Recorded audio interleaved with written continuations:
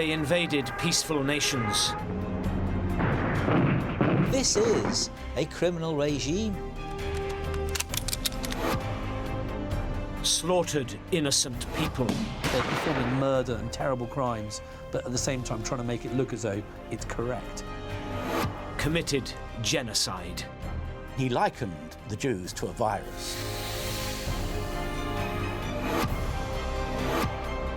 But how did Adolf Hitler and his small band of criminal conspirators persuade the German people to follow him on this horrific path? He's clearly insane. His mouth would foam with rage, as he's like a sort of a rabid dog. This series offers a unique perspective on the Third Reich. It shows how Hitler and his inner circle created an illusion of justice and legality, while behind the scenes, they subverted democracy and planned a monstrous secret conspiracy based on a warped ideology and phony science.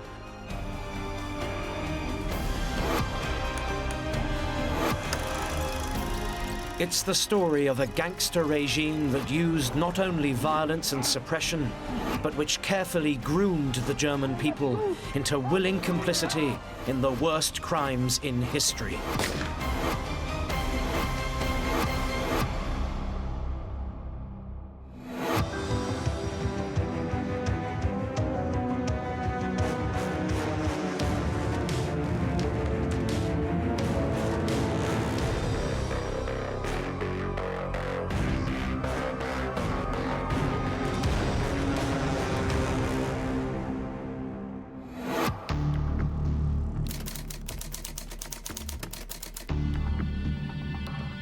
The story of the rise of the Nazi Party begins in the final days of World War I. A young soldier called Adolf Hitler is in hospital. He has been blinded in a mustard gas attack and is recovering from his wounds. With mustard gas, you'd get irritation of the eyes, there would be blisters coming out over your body, you'd suffer from nausea, you'd be vomiting.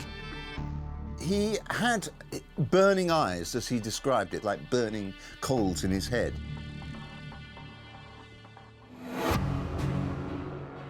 Austrian by birth, Hitler makes Germany his home. He feels such a love for this country that he celebrates in his adopted town of Munich when Germany declares war in 1914. He signs up for the army. And he serves his emperor and his country, running messages under fire at the front line. He's brave and wins the Iron Cross First Class and Second Class. But he's also distant. He is seen by his colleagues as a peculiar misfit. They thought he was a weirdo, an odd fish. He never made friends easily. He wasn't a sociable person. He never had been. He never becomes one. He was like sort of somebody who was a loner. People thought he was a bit strange and a bit odd. He is compulsive in his cleanliness. With an aversion to smoking, drinking, and women, his comrades call him the White Crow and the Woman Hater. They found him unwilling to engage in the normal social activities that soldiers do.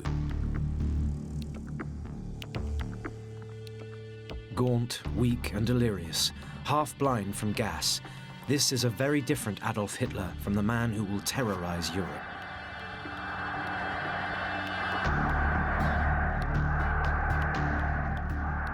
This is Hitler at his lowest ebb.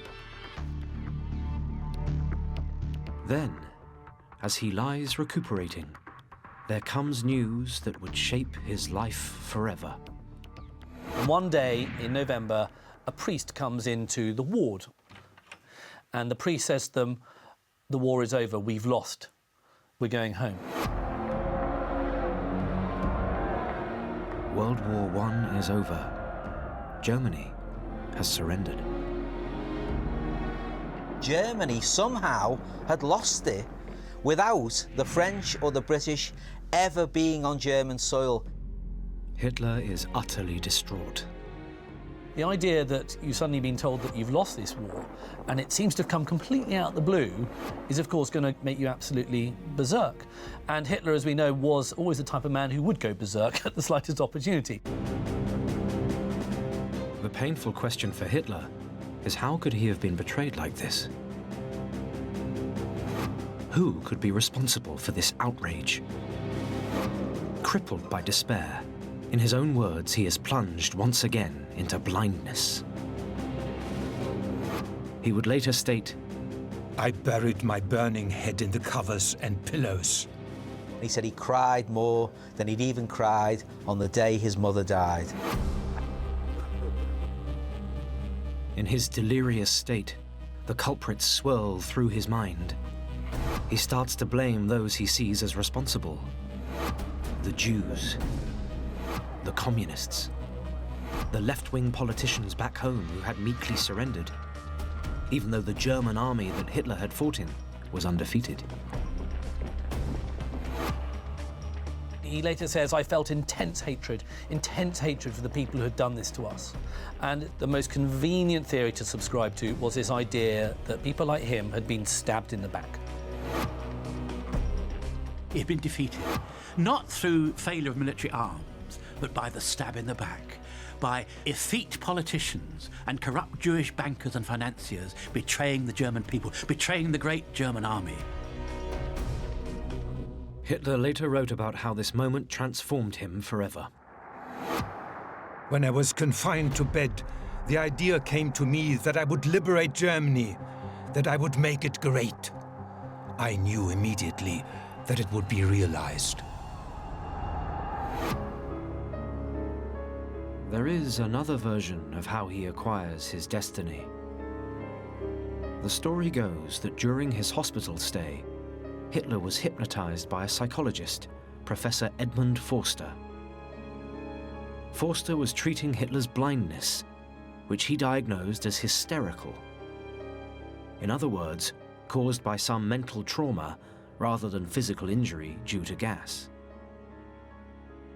And Forster said, "Sit up, man. How dare you give in to weakness?" So he sits up and he said, "Lesser men will stay blind, but greater men, titans, they'll overcome their blindness. Are you a titan?" Using a candle, he convinces Hitler that if he could see the flame, then it would be proof of his uniqueness as a human being, and his destiny one day to lead Germany to greatness. Where he's got this Svengali figure hovering over him saying, "Adolf, one day you will be the future rabble-rousing leader of Germany, and you will lead Germany back to becoming the greatest power in Europe."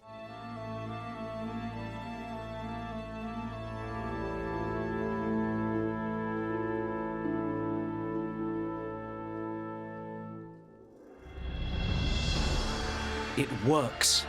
Hitler sees the flame and his sight quickly returns. Something has been awakened in Adolf Hitler. He was thinking, actually, yes, you know what, maybe I am that type of man. Although contended by some, this encounter goes a little way to explain Hitler's conviction that he will go from a simple corporal to a great leader.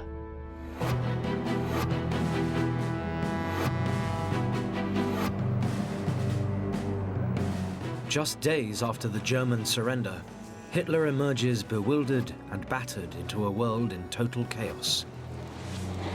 The once proud German people are wretched and downtrodden. There's poverty and starvation.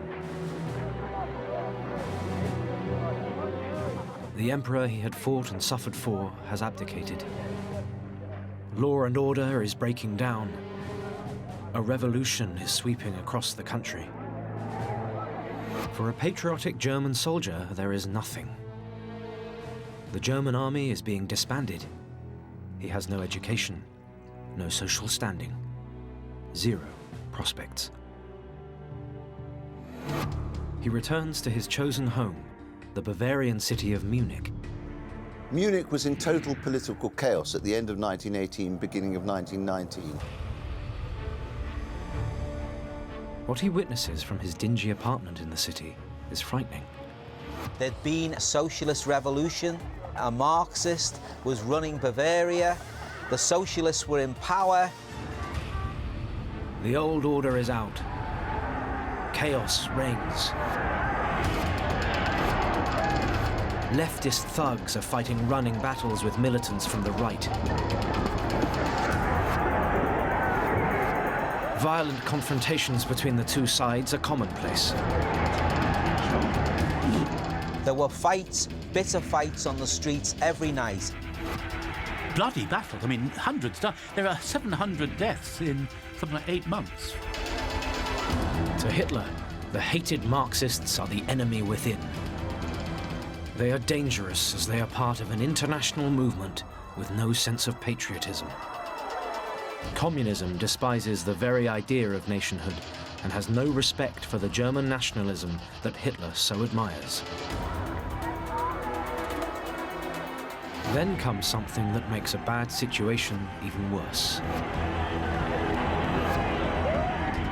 A spark that risks igniting it all in the summer of 1919.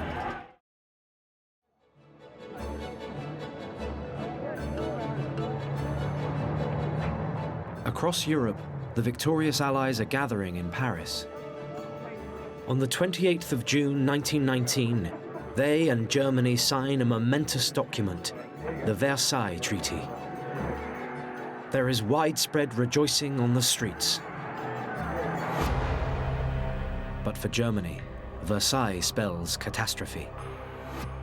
The treaty demands revenge for World War I.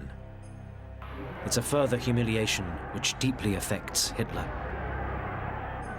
He cannot accept that Germany deserves such unjust treatment. Nobody could have believed that Germany would receive such a harsh settlement in the Treaty of Versailles. Germany is ordered to pay a huge 226 billion gold marks penalty for starting the war. It's the equivalent of $860 billion in today's money. That sum is made even harder to stomach by a massive reduction of territory. 13% of Germany's territory is lost. 6 million Germans lose their citizenship and are forced to become part of new countries like Czechoslovakia and Poland. 1/5 of German industry is taken over by the Allies. And here they were being truncated, being damaged, and being deprived of a large section of the population. So that, added to the shame of defeat, meant that Germany, the people themselves, individually felt a very deep sense of pain. Hitler's anger grows. The former star of Europe and rising industrial powerhouse has been crippled.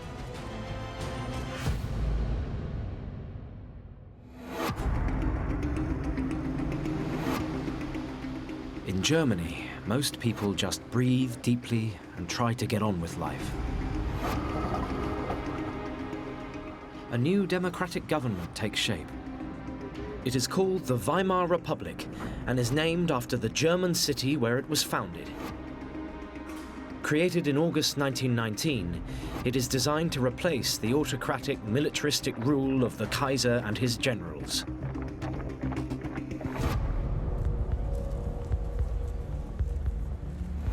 Hitler regards the Weimar Republic as an abomination.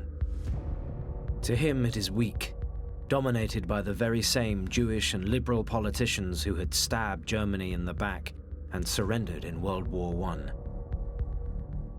But at this stage, he can do nothing about it. He has no connections with politics at all. Then an unlikely job offer comes along. The one body that's going to give Hitler any chance of employment is the army, in which he's still technically serving. And one day he's approached by a man called Karl Mayer, who is the officer in charge of the kind of Bavarian Army's information department. Mayer sees something in Hitler. He gives him the job of spying on the numerous new political parties that meet in the city's beer halls and cellars. Beer halls are an essential part of southern German political activity. These beer halls would become political forums. Nationalists would go round them and give speeches. So would socialists. Mayer sends him to observe a fringe right-wing group, the grandly named German Workers' Party. This was basically two blokes and a ferret. It was amateur hour. It was yet another one of these very small, noxious, febrile, anti-Semitic, angry groups of men meeting in beer halls and venting their spleen. At that time, it was nothing special.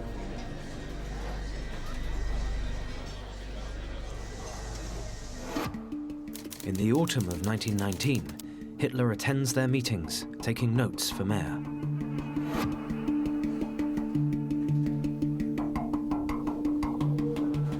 What he hears begins to inspire him. But it just so happened on that night, something snapped, something spoke to him. He likes the party's communist-bashing rhetoric and the hatred of the Jews and the socialists. And rather simply observe and report back, he then joins in. He is quickly noticed by the party leader, Anton Drexler. Drexler said, "What's your name?" And he said, "My name's Adolf Hitler." He said, "Would you be interested in joining this party?" Adolf Hitler's journey into politics has begun. Quickly, he is made propaganda chief. He begins to dominate the small leadership committee of 7 that meet. And within a very short time, people like Anton Drexler realise this is the man. We can't do without him. This is the man who's going to carry us forward. It was very much about Hitler seizing the moment in those Munich beer halls, jumping onto tables and giving impassioned, impromptu speeches which carried people along. So he dominates in a way that his colleagues in the war would have been astounded at. The leadership he shows, the skill, the ability to steer things his way, remarkable.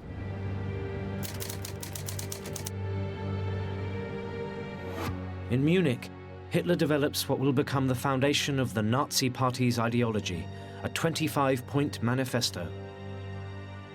The 25 points remained sacrosanct all the way through. This was what we were rallying around if we were Nazis. They're like tablets of stone. They're like something out of the Bible. They're like commandments. It was against unfettered capitalism. It was against Jews. It was against anarchy. It was against Bolshevism.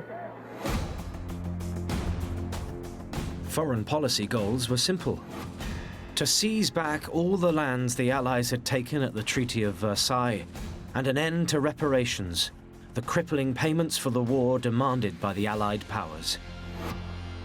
Hitler's great achievement, his genius, I think it's fair to say, was to know what simple ideas to put across.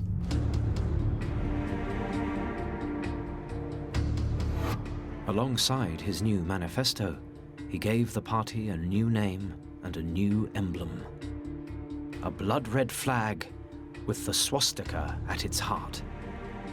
One of Hitler's great elements of his political genius is to recognise the power of iconography. The visceral image of black on red really does have a powerful impact on the psyche. There is some genius in the simplicity of its message.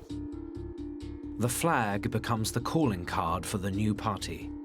It incorporated the colours of the old German Empire with the ancient Aryan image of the swastika. So its colours were a nod to the past, but its symbol felt modern. It plays, of course, on the tradition of the Christian cross. Germany still at this point is an incredibly religious society. It's a very brutal, simple brand. From its beginning, it was a rallying brand. It's a clear symbol with bright colours, and it did look good on flags, and it did look good when they marched down the streets. So he'd given them a clear identification. Along with the emblem comes a new title: the National Socialist Workers' Party, or Nazis. The Nazi Party is born. Hitler tried to fuse the two forces of socialism, which obviously had an enormous appeal to the German working class, and nationalism together in one. By 1921, Hitler becomes leader of the Nazis. At this stage, his new movement does not believe in democracy. He wants to seize power by force.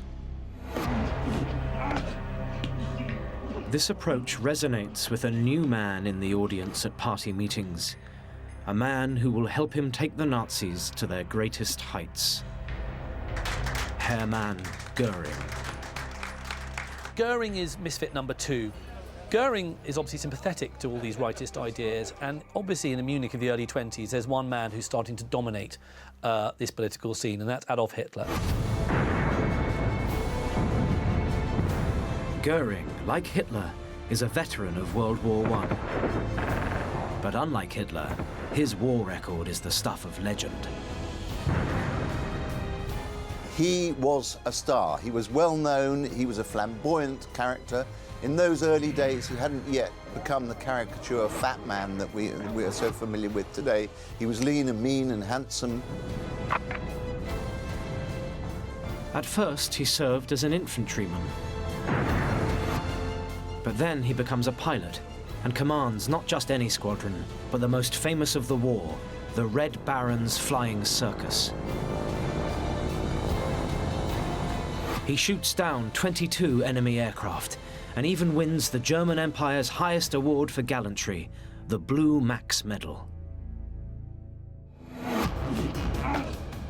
Then, in the dying days of World War I, the war hero is beaten up by a leftist gang. It is something that will mark him forever.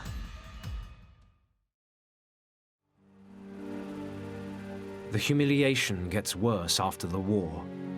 He is unemployed, spending his days hunting for a job. Like Hitler, he becomes appalled at the state Germany now finds itself in. The former air ace is eventually forced to make a living on the road as a comedy stunt pilot, performing aerobatics. And then one Monday night, he turns up and sees Hitler talk, and Göring's just blown away. And he says, finally, I've come across someone who's got a clear and definite aim. And suddenly it's this kind of moment of epiphany for Göring. This is the man. A day after first seeing Hitler talk, the two men who will become the most powerful Nazis in history meet. Hitler signs Göring up straight away, recruiting him into the party. When Hitler and Göring met, there was a really good fit. What Göring represented to Hitler was a kind of war hero he had always been looking for. As for Göring, he doesn't buy into all Hitler's policies, but he is seduced by the prospect of power. A shrewd, self-regarding individual who sees in the politics of the Nazi Party a means of self-promotion. Together, they start to bring the fledgling Nazi Party out of the shadows and into public life. Hitler starts to move into the open, but on a very small scale. He refines his oratory skills in the beer cellars and halls of Munich. Hitler emerges very, very quickly. He basically knows how to whip up a crowd, he can read a crowd, he's very sensitive to the mood of crowds. He knows when to be quiet, he knows when to be loud, he knows how to manipulate, he knows what the crowd wants to hear. He gives them what they want. But rabble-rousing is not the only way he will get his message across. In December 1920, he buys a weekly paper, the Völkischer Beobachter. He begins to realize that he needs to operate on a bigger scale. He purchases the shares in the Völkischer Beobachter, where the effective use of big headlines, attention-grabbing content, and images is combined to forge the image of a party which is simultaneously reactionary in content, but incredibly modern. And this illustrates, I think, the Nazis' way of using every form of modern media communication before other parties actually latched onto it. The paper now becomes a major tool in pushing the Nazi message to a wider public. Circulation rises from 8,000 to 25,000 readers.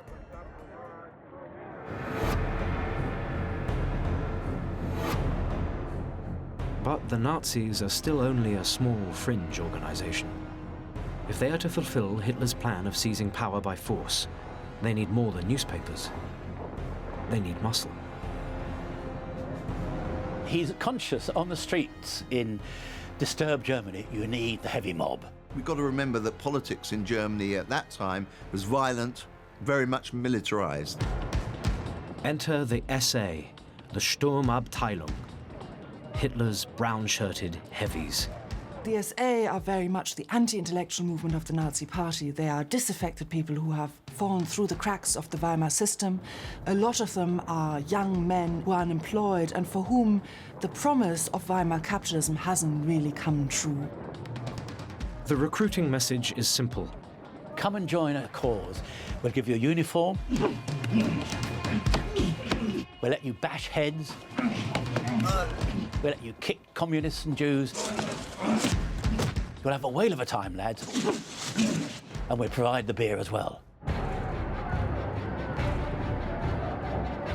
The uniformed SA get involved in street brawls. They eject hecklers from meetings. They intimidate opponents, but they are also ill-disciplined.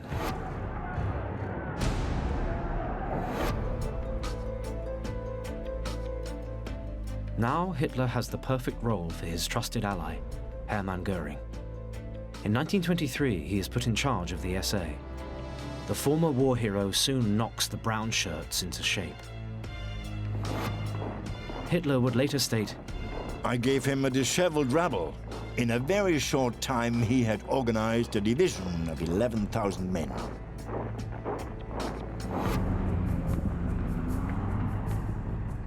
By now, Nazi Party membership is still small, but expanding to 14,000 members from the 2,000 Hitler started with.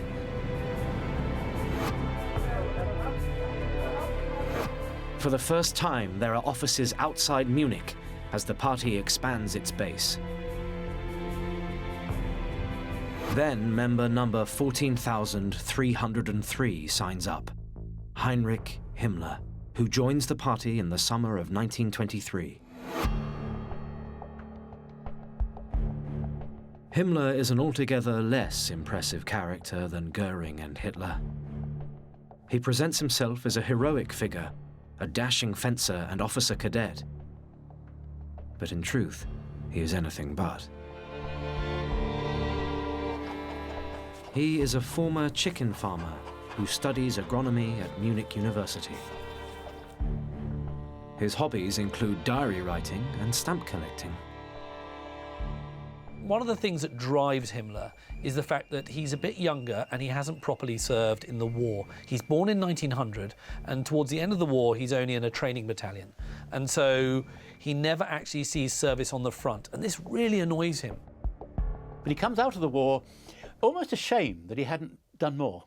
His life is sad, to put it in short terms. He seemed to be looking for a cause, something he could relate to, something he could put his great energies into. Himmler is drawn by Hitler's populist message and right-wing beliefs. But he is also driven by his personal loathing of the Jews. In his diary, which has survived, we see him talking about the Jewish question all the way through from about 1918 to 1922, and he talks about the Jews as the scourge of humanity. They have to be removed from society. So he's very strong on the anti-Semitic policy of the Nazis. And of course, Himmler goes on to be the leader of the SS, which eventually plans the final solution. At first, Himmler remains on the margins of the Nazi Party, in a paramilitary group loosely connected to Hitler. There are few indications that he will become the most murderous and feared Jew hater of them all. Nevertheless, the three major Nazi players, the three misfits, who would shape the Nazi Party's future are now in place. All they need is an opportunity to strike. Now events conspire to help them.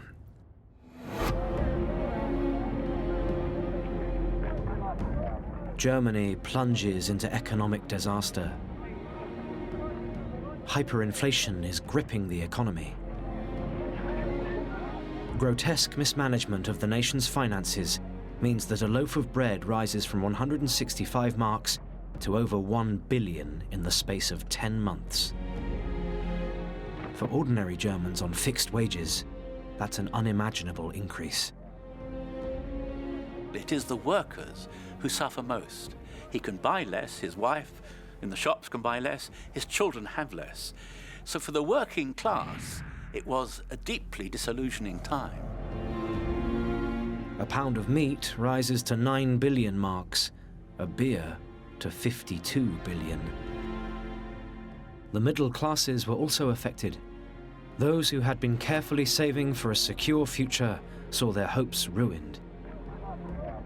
The tragedy for the middle class was that most of them had invested, were still investing, in pensions, and they found that these were almost wiped out within 2 or 3 days, given the pace of inflation. So the stability that the middle class buy into through their pensions and their income and their investments, that was shattered.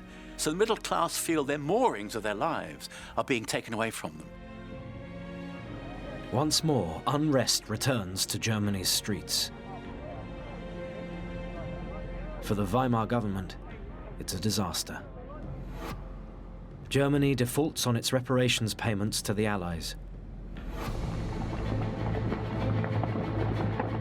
In lieu of payment, French and Belgian troops seize the only asset Germany has. They occupy the Ruhr, the industrial heartland of the country.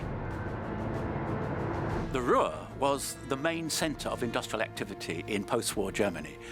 And for that to be occupied by the French was a shattering blow. They actually took away the basis of their economy for that period. Foreign troops' boots are on German sovereign territory. There's nothing worse for a proud people than to be occupied. It reminded them of just how vulnerable they were to the vindictiveness of the Allies. These allies are determined to hold back the German economy. They're taking our money. They want total humiliation from the German people. So this was a rallying call, if you like, for nationalism.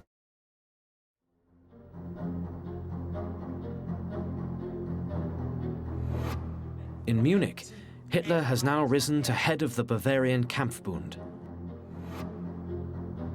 a loose affiliation of fellow right-wing revolutionaries. The so-called Combat League, a set of disparate nationalist militarist groups in the early 20s. The group is united by one thing: the Weimar Republic must go. Hitler thinks this is his moment. There's chaos. This is the perfect time for our battle group to actually seize control. The only question is how. The inspiration comes from abroad. Europe's most successful fascist, Benito Mussolini, storms to power in Italy just months before, in October 1922. He has acquired huge popular support and marches on Rome with his 30,000 black shirts. Mussolini gets this band of fascist supporters.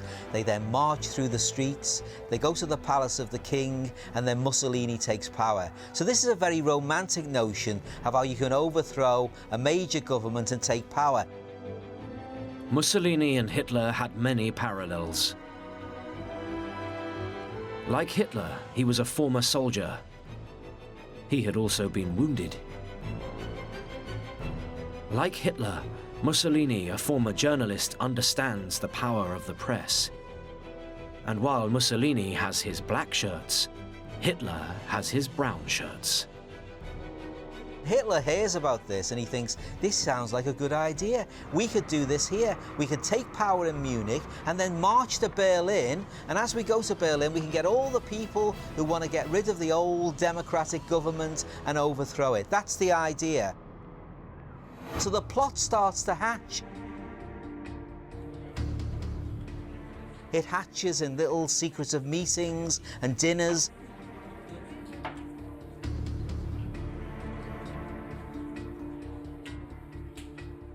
The first challenge is who to lead the revolt. Hitler is well aware he is too unknown to unite the whole of Germany. He needs a figurehead. He has a suitable person in mind. General Erich Ludendorff, national hero of the German right and one of the great commanders of World War I. So Ludendorff had this military position which was highly attractive to the Nazis. They were so pleased he joined their cause. He pressed all the right buttons, we might say. In many ways, you can see Ludendorff as the kind of titular head, the kind of symbolic head of this movement, and whereas Hitler is often referred to as the drummer. He's the one beating on the march. He's the one who's making it go, and it's Ludendorff at its head. And that's kind of how you should see the two roles. But Ludendorff is a very, very important figure. Next, the plotters discuss the mechanics of how to seize power. The aim is to challenge the Bavarian government in Munich as the first step towards challenging the government of Germany overall. First, Hitler will hijack a major political meeting of the leaders of Bavaria. Present will be the state prime minister, Gustav von Kahr. He would force von Kahr and the leaders of the state police and military to join the coup. Ludendorff would be critical in persuading the three men to come on side. If someone as senior and as distinguished as Ludendorff supported the Nazis and Hitler, then that gave Hitler enormous prestige. With von Kahr and the two others on his side, Hitler believes he can get the army and police to join the revolt. Simultaneously, units, including Himmler's SA group, will take control of the key military and police buildings in Munich. The date is finally set.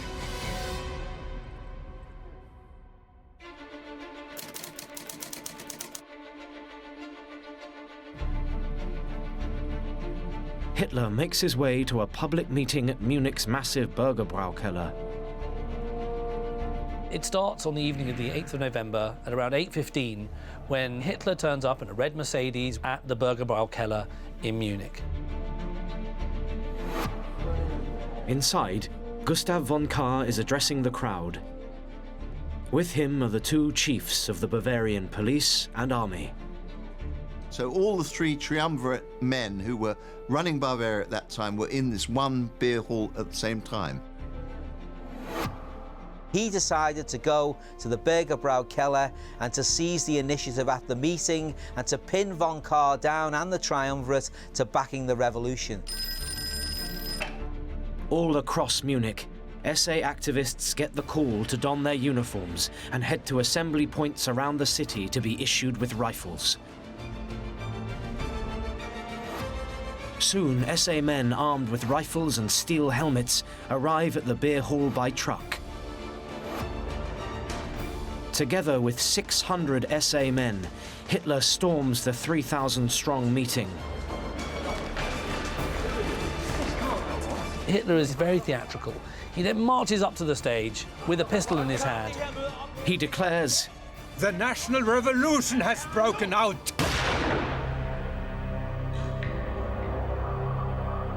only it hadn't. The leader of the revolution, Ludendorff, wasn't even there. He was late. Hitler now takes the three state leaders into a back room and desperately tries to convince them himself to join the coup.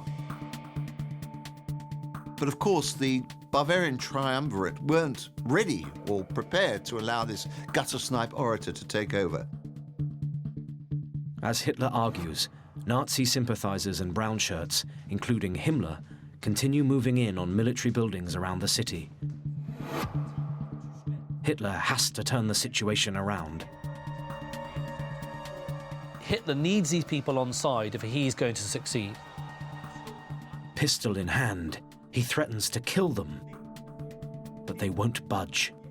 You then have hours of these negotiations going on in which the Bavarian politicians are very reluctant to join Hitler, but Hitler desperately needs them on side. He realises actually, even though he's got a pistol as a negotiating tool, it can't really be fired at these people. That's not going to work. So he storms back into the main hall of the Bürgerbraukeller to address the crowd. In a desperate speech, he tries everything to win their support. When he makes his impassioned speech in the beer cellar and says, the government is willing to give way to us.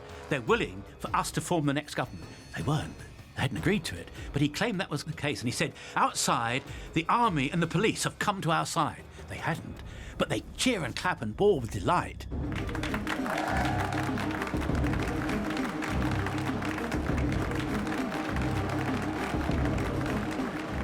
Finally, Ludendorff arrives. The mood is electric.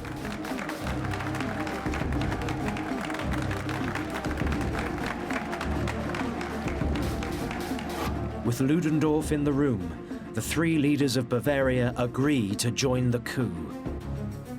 Eventually, after quite a lot of dithering and toing and froing, they agree. Meanwhile, across Munich, SA units, including Himmler's outfit, have set up barricades and surrounded the army and police buildings. Some army and police units even agree to join the uprising. It seems the coup really might work.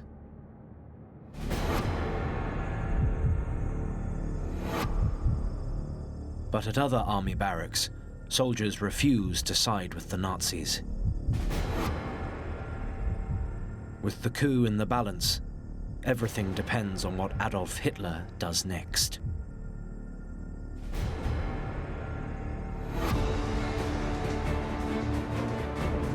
He then leaves, Hitler, he leaves the hall, leaving Ludendorff to keep control of things.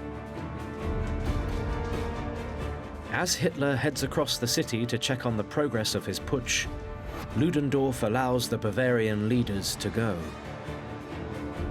Ludendorff very unwisely accepted the word of von Kahr and his two military and police cohorts that they would be good boys and support the putsch, and let them go. Instead, von Kahr rallies troops against Hitler. Kahr goes back on his word and says, no, I'm here to control things. Hitler now returns to the beer hall and makes a critical error. Rather than go out and try to win over more army and police units, he waits, convinced they will come on side anyway. He remains there, passive, for several hours. They stay in the beer cellar for some time, hoping that those outside will come around to their way of thinking. By then, people have sobered up, and it's never quite the same. Meanwhile, as Hitler dithers, in Berlin, news of the putsch reaches the government. It immediately issues a proclamation declaring Hitler and his supporters guilty of high treason. It was high treason. You've got to remember that. To engage in treason, attacking a sitting government, was no small beer. The conspirators back in Munich are now all staring at the death penalty. But it is Ludendorff who takes charge. And at one point you have Ludendorff in this fantastic Prussian way, goes, "Wir marschieren, we will march."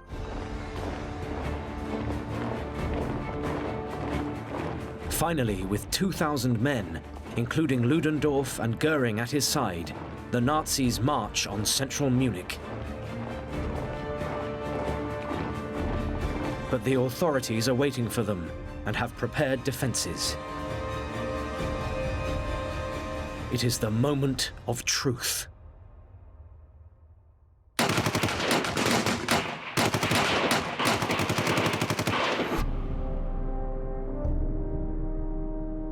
"16 Nazis are killed. Goering is among the wounded." In later years, the official Nazi account would tell a very heroic version of these events. Few mentioned the 4 dead policemen. Nor did people dwell on how Hitler and Himmler fled the field of battle. Hitler escapes in an ambulance, runs away from the scene of the crime, if you like. Not really that heroic when you look at it. And he ends up being arrested a couple of days later. And then, of course, he's put on trial for high treason. So really, why it's called the beer hall putsch is that Hitler, for a little bit, took over a beer hall. It was very clear that Hitler didn't really know what to do. And of course, you know, in later retellings by the Nazi Party, this was a very definite, prearranged, purposeful night. But of course, it was just a muddle. It was a muddle by amateur revolutionaries who really didn't have the means or the ability to actually mount a proper coup. And so, the putsch becomes a cause for celebration in Nazi mythology and an annual act of remembrance in the Nazi calendar. And he erected these enormous shrines to them right in the heart of Munich, very close to where they had been shot down. And on the anniversary of the putsch, each year on November the 9th, the Nazi leaders, getting steadily more portly, dressed themselves in their old brown uniforms that they'd worn at the time of the putsch, Goering and Hitler in the front rank of the marchers, and would parade through the streets of Munich. And this became a piece of theatre to the muffled drum rolls. No one was allowed to speak. There was just total silence as the Nazi leadership paraded through and reenacted the putsch. Each year they did this. And they continued to do this right up until 1939, when a lone would-be assassin, a left-wing worker called Georg Elser, detonated a bomb in the beer hall where the putsch had started, almost wrecking it. And after that, the marches were discontinued. But back in 1924, it seems as if it is all over for Adolf Hitler. He is arrested. His Nazi party is disbanded for starting a coup. His newspaper, the Völkischer Beobachter, is also banned. Nevertheless, even though he seems to be facing disaster, Hitler has learned a crucial lesson that will ultimately carry him to power. Being on the fringe of politics won't work. Most people don't support parties that try to seize power through force. If he wants to fulfill his destiny and become the leader of Germany, he will have to find another way. The main lesson that Hitler learnt from the putsch was that violence doesn't work, especially unsuccessful violence. He realised that if he was going to come to power, he'd have to do so legally. You do it constitutionally by using the electoral system. We'll carry people with us. We don't need a majority even. We just need to be dominant in our thinking. So, even though Hitler's coup looks like a total failure, in fact, the rise of the Nazis is only just beginning.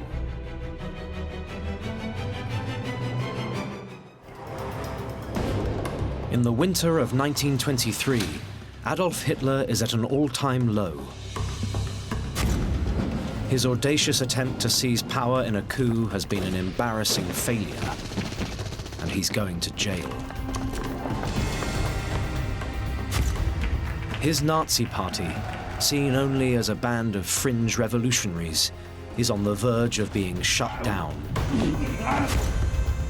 But Hitler has a plan. He's going to take the Nazis into the mainstream of politics. He wanted to become a respectable parliamentarian without being any of those things. Purpose, love of the nation, nationalism, that'll take us through. That will carry the day. And it does. This is the story of how Hitler's reinvention of the Nazi Party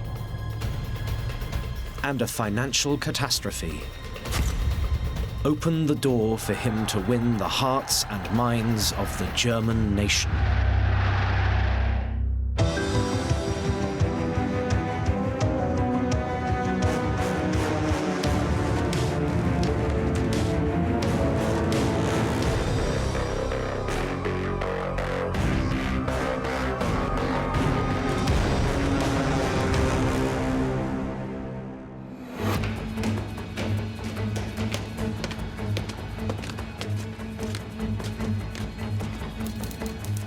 Adolf Hitler is led into court to stand trial for high treason. 4 months before, Hitler and his National Socialist Party had attempted to overthrow the German Weimar government in Munich.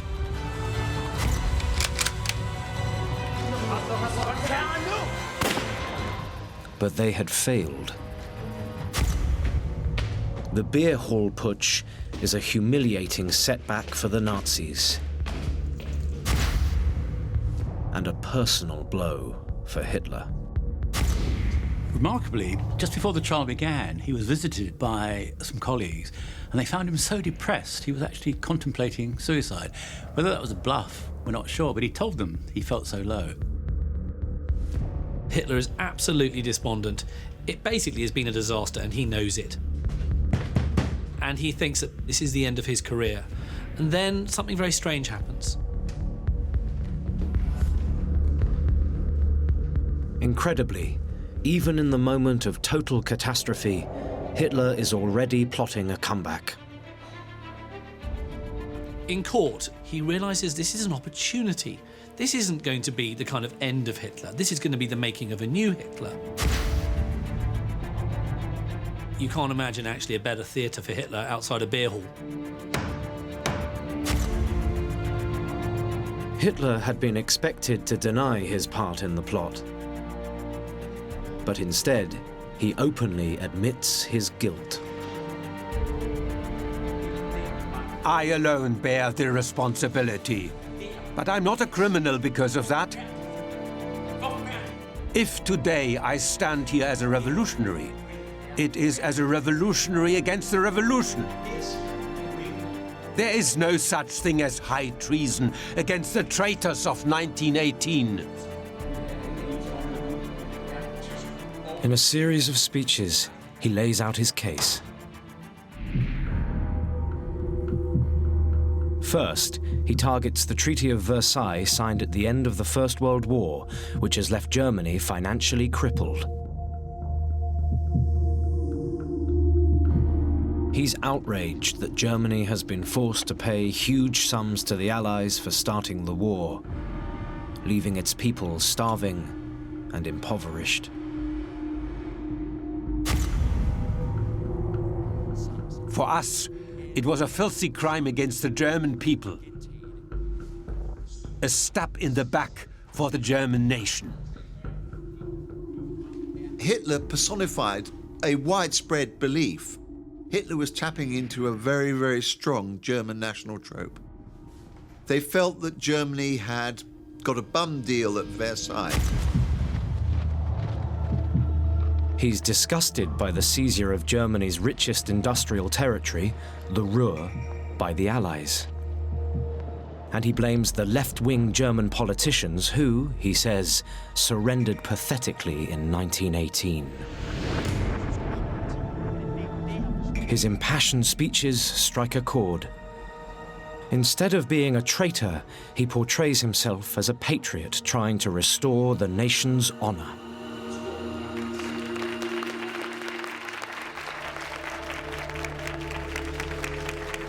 The idea of the victim status of Germany, the idea the Allies are at fault in imposing Versailles upon them, and the fact that Weimar itself, the government, is at fault in giving in to so many demands from outside and not having the capacity to lead Germany correctly.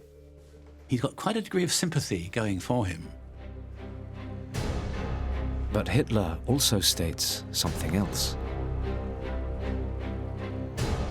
The leadership of Germany, he proclaims, is his destiny. The man who feels called upon to govern a people has no right to say, if you want me or summon me, I will cooperate. No, it is his duty to step forward. The man who is born to be a dictator is not compelled. He wills it.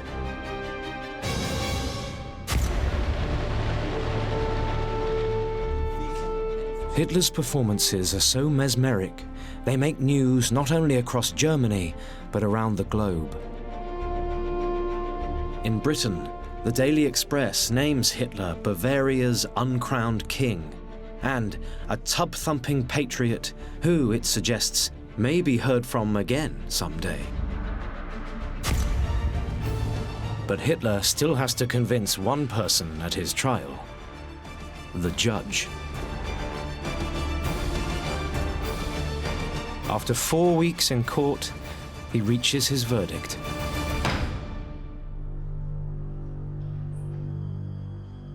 For leading an attempted coup against the state, Hitler gets the grand total of a 5-year sentence, which is incredibly short.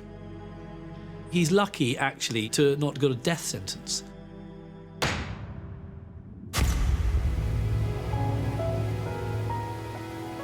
Hitler's interned 40 miles west of Munich in the picturesque town of Landsberg. And he's treated like royalty in exile.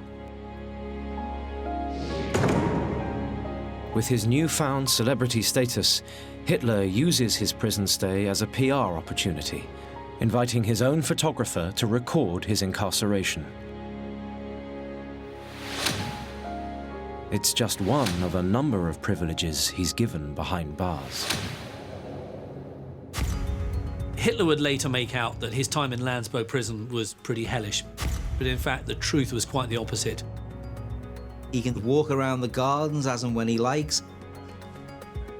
Some of his cronies are allowed to come in and out and visit him. This isn't a prison, this is a kind of nationalist holiday camp. It was very comfortable. He had his own favourite wicker chair. He had windows to look out of. And he actually grew quite porky. He ate quite a lot of meat. He drank quite a lot of alcohol. He has 3-course meals that are brought in. Parties even go on inside his quarters. He was able to fraternise with friends. And he was able to listen to music.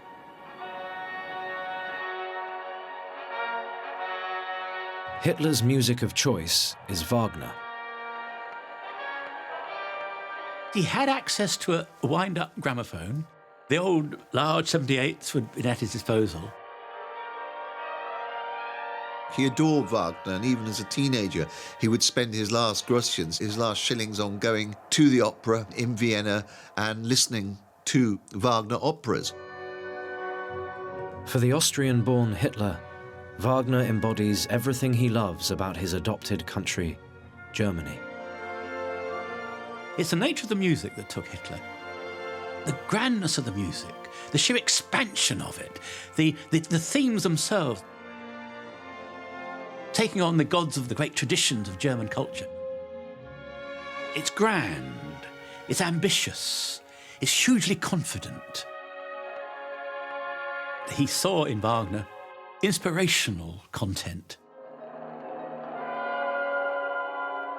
Stirred by this sense of nationalism, and by the works of an array of philosophers he spends hours absorbing, Hitler decides to set down on paper his own beliefs. If you're going to be a National Socialist Party, you're competing with the Communist Party, and they have a book on which they base their ideas, which is Das Kapital by Karl Marx. So he decides that the Nazi Party needs a philosophical tract where he can outline the ideology of the party. Imprisoned with him at Landsberg is one of Hitler's co-conspirators from the beer hall putsch, Rudolf Hess. Now acting as his private secretary, Hess takes dictation from Hitler day after day as he embarks on the book which will define Nazism. My Struggle, or Mein Kampf, is supposed to be a deep, personal statement from Hitler. It's the man talking about himself and his ideas for the first time in a systematic way. And that's why it's so significant.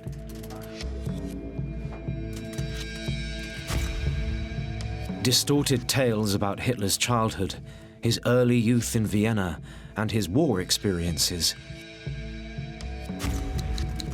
are mixed together with political and racial theorizing. But the concepts within it aren't his own. Mein Kampf really is based on a number of ideas that he's heard. It's kind of a melting pot of ideas robbed from philosophy, taken from, you know, the back of a beer mat. Really, it's a kind of mishmash. At its heart is Hitler's belief that the Aryan German people are the natural master race, and that Germany's biggest enemy are the Jews. The personification of the devil, as the symbol of all evil, assumes the living shape of the Jew.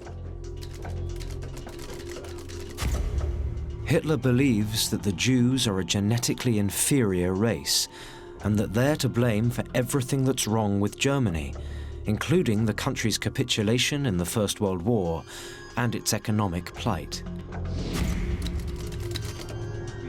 He is and remains the typical parasite, a sponger who, like a noxious bacillus, keeps spreading as soon as a favorable medium invites him. On top of this, he blames them for communism. In Bolshevism, we must see the attempt undertaken by the Jews in the 20th century to achieve world domination. He goes his way, the way of sneaking in among the nations and boring from within, with lies and slander, poison and corruption.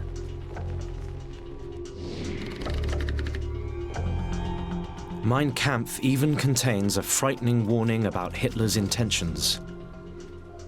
The whole text is shot through with incredibly violent language. Page after page, we get the language of eradication, annihilation, destruction, extermination. Hitler believes the only way to solve the Jewish problem is to destroy the Jewish parasite. There can be no doubt that if Hitler comes to power, there is going to be some kind of a reckoning with the Jews.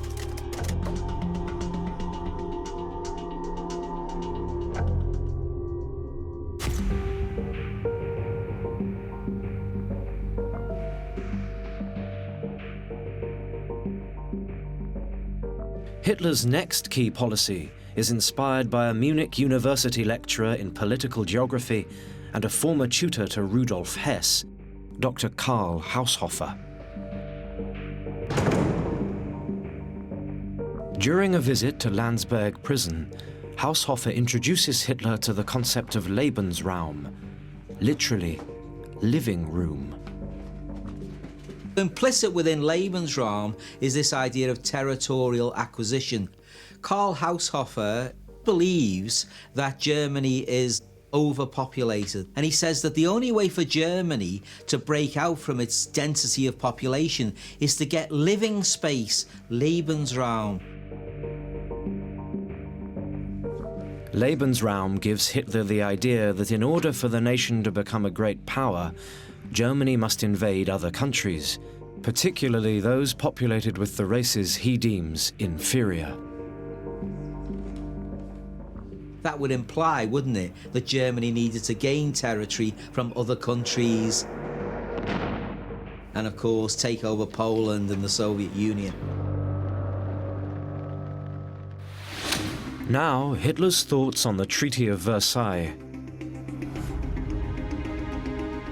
the destruction of the Jews, communism, German supremacy, and headlong expansion have been crystallized for public consumption. Mein Kampf will serve as the blueprint of the Third Reich and Hitler's dream of a new order.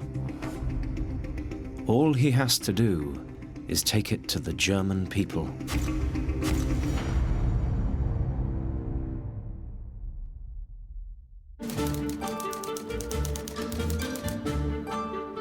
After serving just 9 months of a 5-year sentence, the 35-year-old Hitler prepares himself for his release.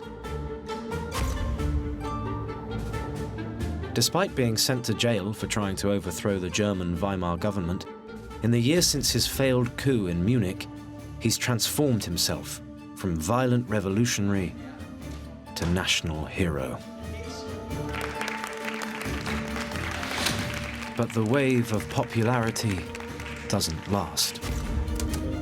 While in private, Hitler had been preparing his Bible for Nazism. Outside prison, he's been practically forgotten. And if he expected a horde of well-wishers at the gates, he doesn't get them. Instead, there's only a car to meet him. The reason? Germany is booming. The democratic government has borrowed billions from overseas to pay its war debts. Now the country's growing fat on foreign money, particularly from the United States. The mid-1920s are very much the golden years of the Weimar Republic. The Americans give them a vast range of loans, and because of this, Germany revives. The German economy improves dramatically enough for the Weimar democratic government to look like it's starting to work. At last, it seems like the days of suffering are over. It's very much seen as a period of new beginning. After the turbulence of the hyperinflation, things are looking up. People are broadly happy with the political system as long as it delivers the goods, as long as it delivers growth and stability. But for Hitler, all this prosperity is disastrous. No one wants to hear from a radical revolutionary party, particularly one that wants to seize power by force. Worse still, as punishment for the beer hall putsch, Hitler's been banned from public speaking. There's even talk of deporting him back to his native Austria. And that isn't the end of the bad news. The Nazi Party's in a state of collapse. Hitler's trusted friend and right-hand man, the war hero, Hermann Göring, who had stood by his side during the beer hall putsch, has become hooked on drugs. Shot and wounded in the leg during the putsch, he'd escaped capture, but hospitalized in Austria, he's become reliant on morphine. It left him with recurrent pain when he had a couple of operations. During one of the operations, he was given morphine for the pain. He becomes addicted. He was getting supplies of it from his doctor surreptitiously, and he was injecting morphine and becoming more and more addicted to it. Things are so bad that in the coming months, Göring will be committed to a mental asylum. He became so twitchy and violent. They had to restrain him, and he was put in a straitjacket for some weeks because he was in such a state. He got over it, but his morphine addiction remains. Meanwhile, the party newspaper is closed down by order of the state. Nazi Party membership that had reached 55,000 in 1923 now collapses by more than half. And in the elections of December 1924, the Nazis are routed, taking just 3% of the vote. The party's been hit hard by Hitler's absence and by a sea change in public opinion. It was a natural decline, really. If the man who made the party what it was, if he's not there, it's bound to go to some decline. Then if we add to that the economic recovery, then Nazism didn't have that strong appeal that it had prior to the putsch. Even more humiliating, when Mein Kampf, Hitler's autobiographical manifesto, is published, it's a commercial flop. It sells only 10,000 copies. Not even every Nazi buys one. For Hitler, this is a crisis moment. His party's on the verge of extinction. If he's to turn things around, something's going to have to change. Hitler made the decision that from here on the Nazis must no longer be a revolutionary, violent party. They must adopt the forms of legalism. They must stand in elections. They must go through the motions of being a democratic parliamentary party. Hitler decrees that the Nazi Party will be relaunched. It will be reputable and democratic, seeking power not through violence, but by winning seats in the German parliament, the Reichstag. He didn't resile at all his view that Parliament was a nest of fools and traitors, that democracy was a ridiculous facade manipulated by the Jews and the communists, but he would go through the motions because he saw the putsch and violence had been an abject failure. He wanted to put on the garb, the mantle, the coat of respectability and become, at least on the surface, a respectable parliamentarian without being any of those things. Behind closed doors, Hitler tells his inner circle. We shall have to hold our noses and enter the Reichstag. If outvoting them takes longer than outshooting them, at least the results will be guaranteed by their own constitution. Sooner or later, we shall have majority. And after that, we shall have Germany. Now Hitler starts to develop the tactics that will ultimately propel his party to power. Outwardly, he and the Nazis will present a veneer of respectability, while inwardly sticking to their violent and extremist plans.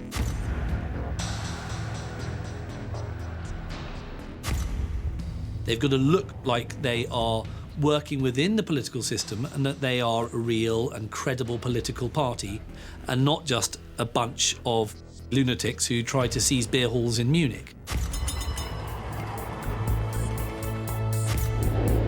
With Germany now seemingly prosperous under a democratic government, Hitler realizes that the only way he can take power is to win the hearts and minds of the German people in an election.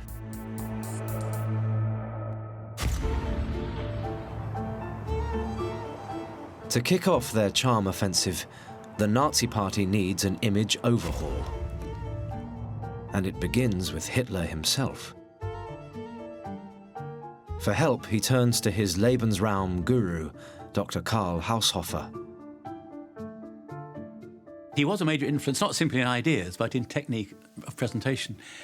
This notion that presentation is everything in politics. Haushofer helps to construct a series of new looks for Hitler to make him appeal to as many people across Germany as possible. You can either present the kind of traditional German folkish figure in lederhosen and the long socks and the walking shoes, and that appeals to a certain element of the community. He can also look much more technocratic, and he can wear a very smart lounge suit. And if he's at a great Nazi rally, he's in his uniform.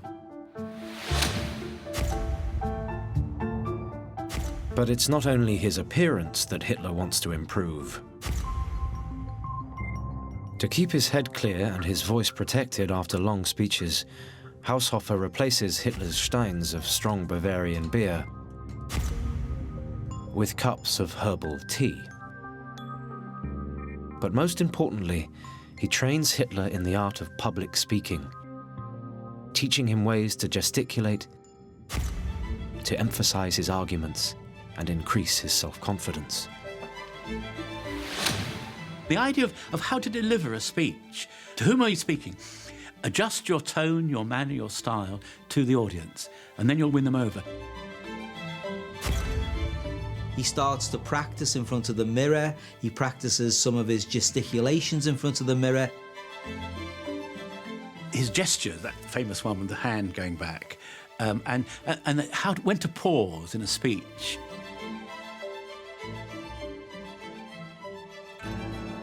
He has a series of photographs taken so that he can see which gesticulations work best in his speeches. So he's really into the idea of image. It's easy to poo-poo that and think that this is a vain and self-obsessed thing to do, which of course Hitler was. But at the same time, it makes total sense. If oratory is one of your hallmarks, you've got to get it right. So why not practice in front of the mirror? With a new, glossy image, Hitler now needs someone to sell it. He's already found the perfect person. Failed writer, Joseph Goebbels. It's hard to imagine a less perfect form of Nordic Superman than Joseph Goebbels. If anybody doesn't look like a Nazi, it's Goebbels. He's short, he's slight, he's physically imperfect because he's got a club foot, and he's also really quite ugly. But what he has is a very quick mind. He's a PhD in philology, and he recognises the power of propaganda and words. With hang-ups about his height, his disability, and his rejection from the German army because of it, he also despises the Weimar government. Goebbels' feelings about the Weimar Republic can be easily summed up. He detested it. He loathed it from the bottom of his heart. He thought it was a corrupt, decadent parliamentary system. He came from a very poor Catholic background, but he'd fallen out with the Catholic Church. He was a man of great intelligence and talent, but in search of a direction.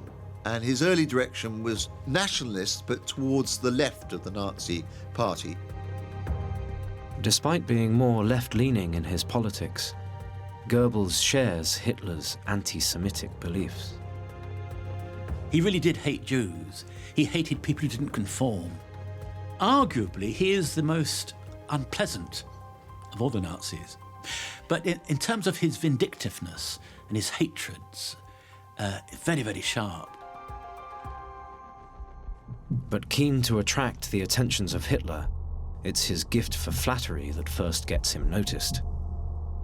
In a letter prompted by Hitler's speeches during his trial for the beer hall putsch, Goebbels had written, "Like a rising star, you appeared before our wondering eyes.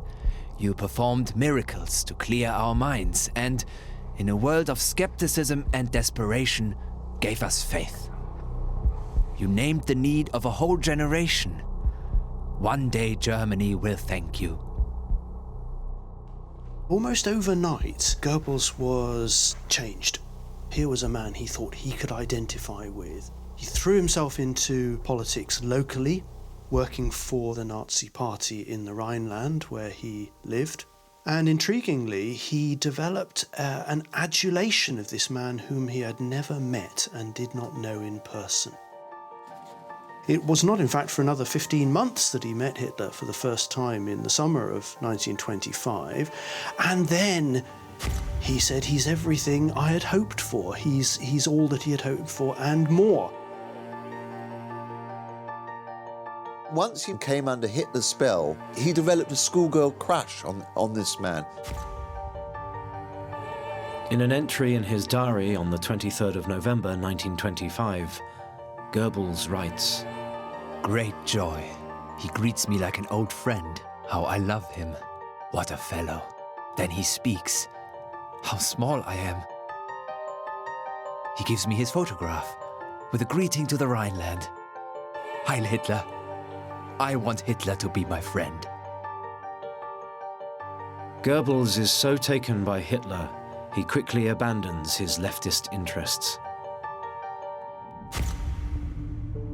In order to rebrand the entire Nazi party, Hitler recognizes he needs the help of a man like Goebbels.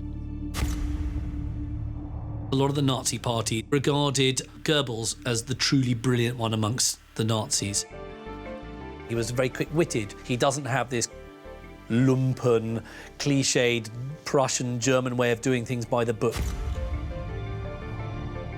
He's also enormously hardworking. He's a tremendously energetic man, ready to work long, long hours, to travel incessantly. He's a much more resourceful figure. If there's a problem, Goebbels will be very good at fixing it. Goebbels will be the man to go to. With restrictions still placed on the party in many places across Germany, Hitler needs someone who can attract new voters. Goebbels was a man who understood intuitively modern methods of propaganda. We see a shift towards the print media by necessity because Hitler's prevented from giving those public speeches, but that then sets the tone for very much. A whole range of Nazi newspapers, Nazi magazines emerge. The Nazis are right there leading from the front when it comes to the pioneering use on leaflets, in illustrated papers, on election posters.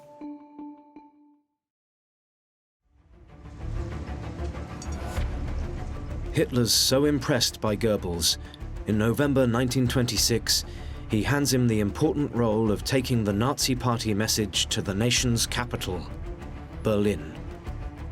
Goebbels came to Berlin in 1926 as an outsider. He didn't know the city. And importantly, this was not a city in which the Nazis were strong. Berlin had a reputation then as a communist stronghold, a trade unionist stronghold, and Goebbels therefore was tasked by Hitler with a very difficult mission. Berlin always left-wing in sympathies. The eastern side of the city certainly to a large degree controlled by the communists, and it became Goebbels' job to win Red Berlin for the Nazis and to wean it away from communism. Goebbels has lorries scatter leaflets through the city streets, pastes the city walls with red swastikas and posters,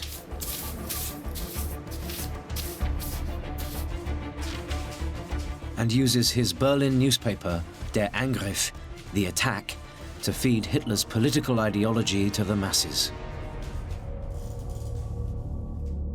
But he also uses another great talent: speech-making. The ban on public speaking is lifted in 1927. Goebbels now becomes a regular speechmaker for the Nazis. He himself was second only to Hitler in his oratory. Although a small, unimpressive man physically, he could electrify an audience with his passion and his oratory. So he was an extremely valuable man to have on Hitler's side. Where Hitler's style is aggressive and passionate, Goebbels is sharp-tongued and sarcastic. Goebbels thrived in a confrontational atmosphere. He was at his best in a smoky hall with his opponents present. His speeches were long, they were often erudite, but they were also witty and entertaining, and he had a particular ability to put down hecklers. But behind the smart exterior, Goebbels is a thug. He and his Nazi Party bully boys, the SA Brown Shirts, regularly provoke the opposition parties with the aim of causing bloodshed. Goebbels' SA specialised at going into working class areas of Berlin, holding speeches and events which they knew would rouse the ire of the left-leaning local paramilitaries. This could be guaranteed to cause a fight. They battled it out literally in the streets, using koshes, using chair legs, using bottles and beer mugs. They even shot and stabbed each other on the street. Unhesitatingly, Goebbels used violence to achieve his end.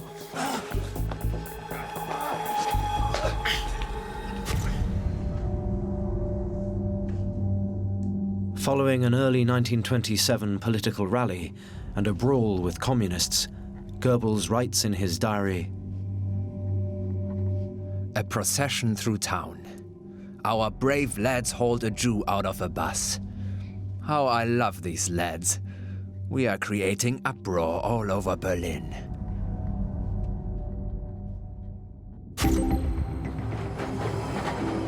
While Goebbels is busy sorting out the German capital, back in Munich, Hitler is working on the final touches to his image. He wants something that will set him apart. As the aspiring ruler of Germany, Hitler is looking to create his own special bodyguard. The obvious group to recruit from are the SA brown shirts, but they're seen as too thuggish. He needs something more elite, more presidential. Enter the Schutzstaffel, Hitler's new protection force, or SS. The SS are meant to be the ideal of German manhood. Membership is restricted only to those who can trace their Aryan ancestry back to the 18th century. You could compare the SS to a kind of imperial guard from ancient Rome. They were the tallest, the best, the fittest, and they were dressed in these immaculate black uniforms. The distinctive uniforms which Hitler will eventually put them in are made by clothes designer and Nazi Party member Hugo Boss. Nothing is more striking in Nazi propaganda than the outfit of the SS. Meant to be daunting, meant to be frightening. You had to wear black boots. You had to have black breeches. And they also have this skull and crossbones emblem, the Totenkopf. The Totenkopf is meant to symbolise strength and purpose, loyalty, and commitment unto death. With a fast-evolving party image, a powerful propaganda machine behind them, and the 1928 election on the horizon, at last Hitler can put his new-look Nazis to the test. The Nazi Party machinery has been revamped. Party membership has increased fourfold since 1925.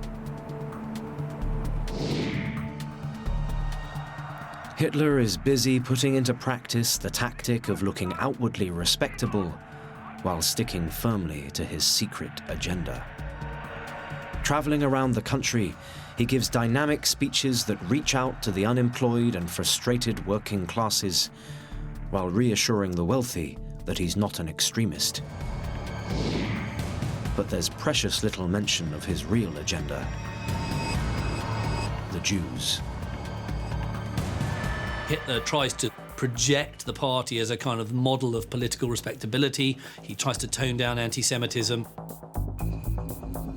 Instead, he targets the rural working classes, where Jew baiting isn't an electoral issue. There are no Jews in these local rural communities, so really they're more interested in agricultural prices, they're interested in the prices of their goods as they take them to market. They're not really interested in the Jewish question. And there's another reason for the Nazis to play down their anti-Semitism. Hitler wants to seek business support as well. Most of Germany's major businesses are still exporting and interchanging with people in other countries who are Jewish. Hitler's central political thrust isn't racist, but economic. He warns that the country's booming economy is propped up by American money, which, if pulled out, will see Germany collapse. The phrase that Hitler uses in some of his speeches is that Weimar is dancing on a volcano, and that really all of this prosperity is down to loans and eventually it will all collapse and Germany will go back into a terrible state of depression again for relying on these American loans. But when the election results come in May 1928, it's a shock. The Nazis receive just 2.6% of the vote. The Communists, Hitler's main rivals, have gained 4 times more support. Hitler and his party have done worse than they did in the 1924 elections. The new image hasn't worked. It looks like the Nazi party's going nowhere. They were still an extremist party on the fringe with a minuscule percentage of the vote. But you have to remember that Germany was still enjoying a spell in the economic sunshine. Nazism was like a snowball. It flourished in cold, dark times, but you subject it to sunlight and it will melt. And if the economy is the sun, that's what will happen to Nazism. It'll only be strong in critical times. It's a party that depends on extreme conditions. It won't be strong when things are going well. And 28 is an interesting commentary, really, on that. The party couldn't make inroads. In the aftermath of the election results, Joseph Goebbels writes in his diary, "Inner depression. The necessary reaction to the last few weeks.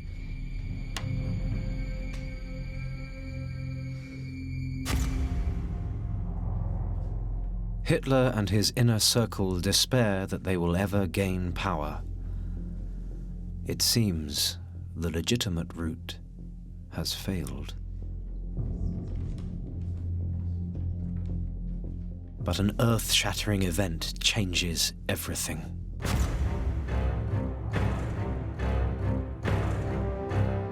On the 24th of October 1929, the stock market in Wall Street crashes. As Hitler had predicted, American banks call in their loans in a frantic effort to save themselves.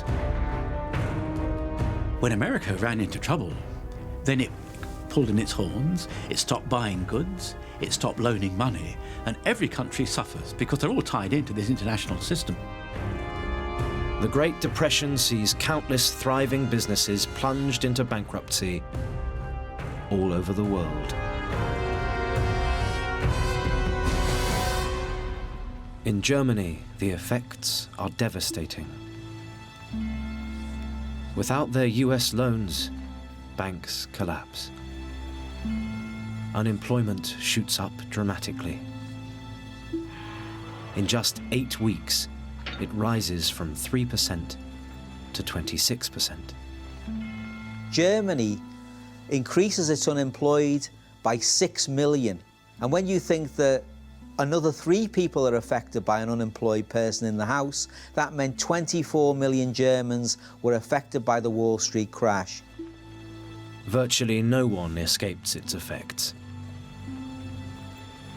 People who'd painstakingly built up their savings after the hyperinflation of the early 20s are hit hard. The middle class were again faced with a renewal of the nightmare that they had seen around about 1923, when the huge inflation beggared them, actually wiped out their savings almost overnight. Humiliation and misery is compounded by poverty and starvation as parents struggle to feed their children. Chaos returns as the German people increasingly lose confidence in the Weimar Republic.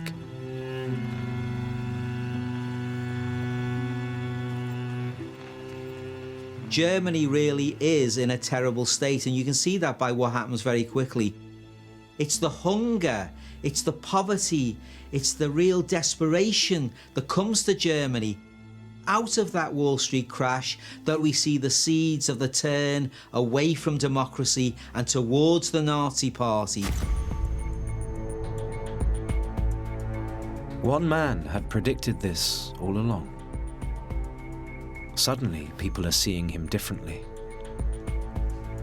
Adolf Hitler's no longer a radical extremist. He's a prophet. What he said would happen has begun to happen. Who is to blame?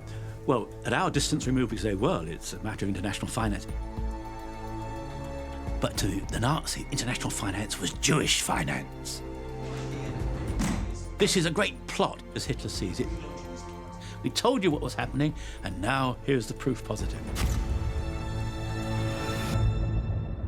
With the German nation in despair, at last Hitler has the real opportunity he's been waiting for.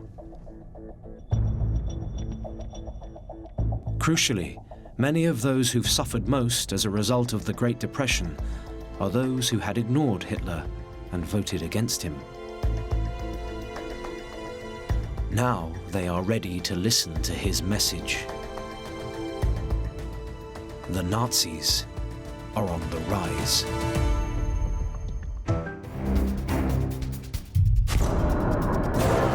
In 1930, Germany is in the midst of the Great Depression. Factories are closing.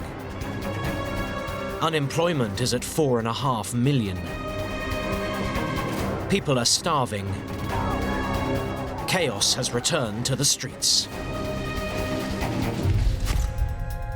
One man has predicted this all along. Adolf Hitler, the one-time jailbird, looks like a prophet. And he says there's only one solution. Put him in charge. But do the German people really know what they're getting? This is the story of how Adolf Hitler subverts the democratic process and finally seizes power in Germany.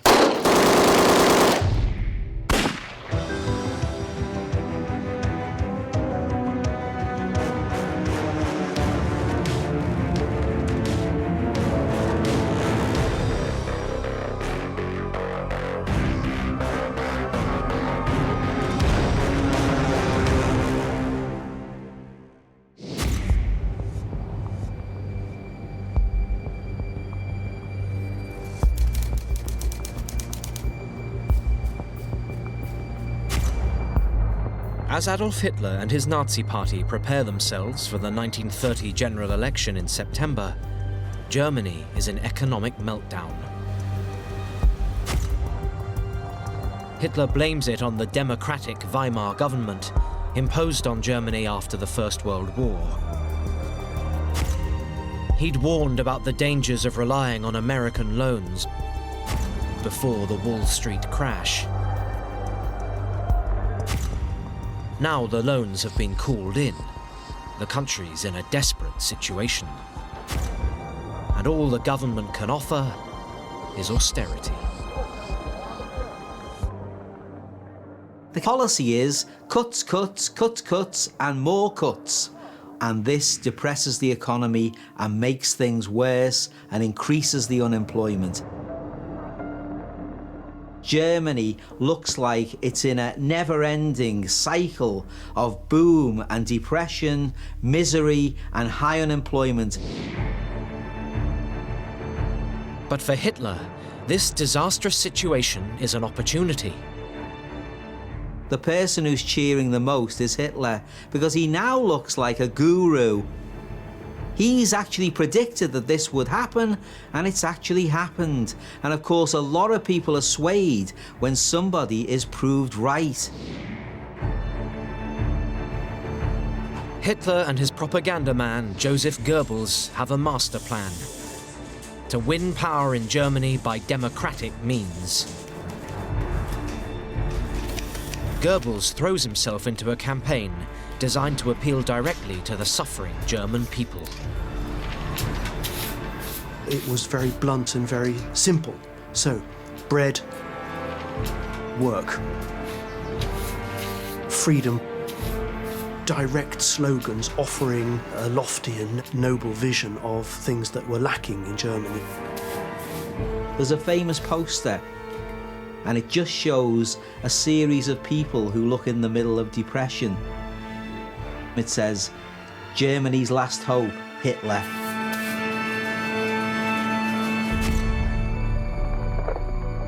As part of his strategy, Goebbels sends Hitler on speaking tours across the country, traveling from town to town. Using his newly polished skills as an orator, they convince people they can make Germany strong again. You've got to look at the position of your average German citizen who's feeling impoverished. The future looks very uncertain. How am I going to feed my children? Am I going to keep my job? And you look at this newfangled Weimar form of government and you're thinking it's not really giving the answers. Goebbels' brilliantly orchestrated campaign allows Hitler to present himself as new and different. None of the Weimar politicians had an ounce of the charisma that Hitler brought to the party. They were essentially bourgeois, middle-of-the-road, conventional politicians. Hitler swept all that away. He looked different, especially when he was in speaking mode or standing in a car saluting his stormtroopers marching past. He looked little less than a god, and Germans had never seen anything like this before.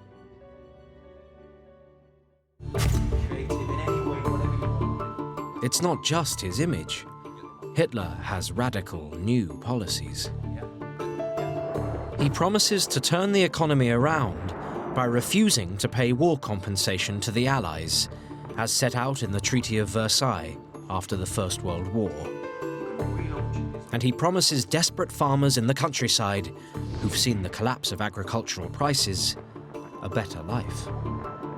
He says all of this misery that is heaped on rural communities is due to the Wall Street crash.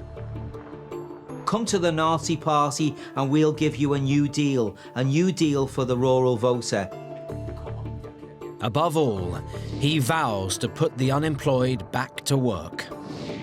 But he also uses the opportunity to focus on his real agenda: the Jews. He blames the economic crisis on them.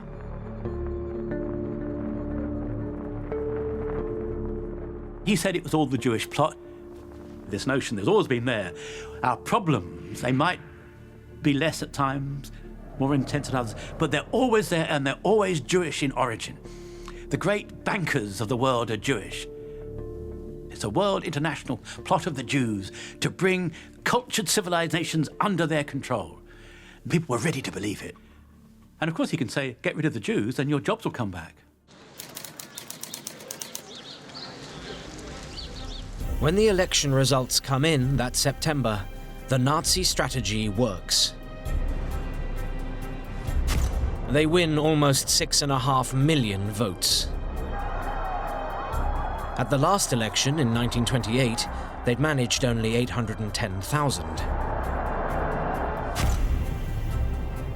Their representation in the Reichstag, Germany's parliament, grows from 12 seats to 107. It's just 36 seats fewer than the biggest party in the ruling coalition, the Social Democrats. The Nazis are now the second most popular party in Germany. With the governing coalition riddled with instability and infighting, Hitler knows that there will be another election soon. So he and Goebbels set about capitalizing on their success by increasing the Nazi Party's profile. Hitler said, I want to be noticed. I want Germany to notice us.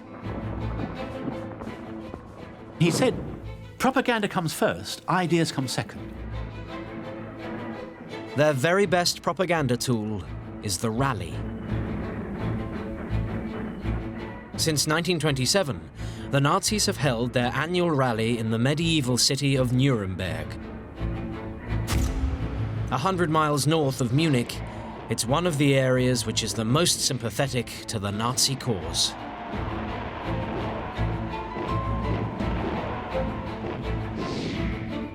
By the early 1930s, and in the years that follow, the rallies reach a truly colossal scale.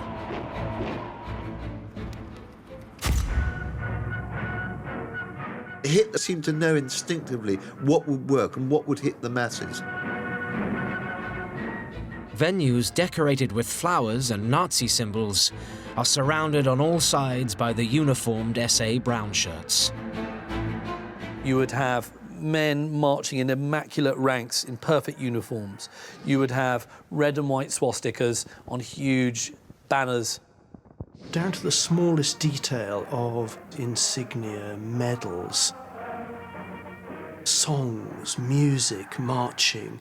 They paid great attention to all of this, and they sought through this to portray the Nazi Party as one of order, unity, of loyalty, of discipline.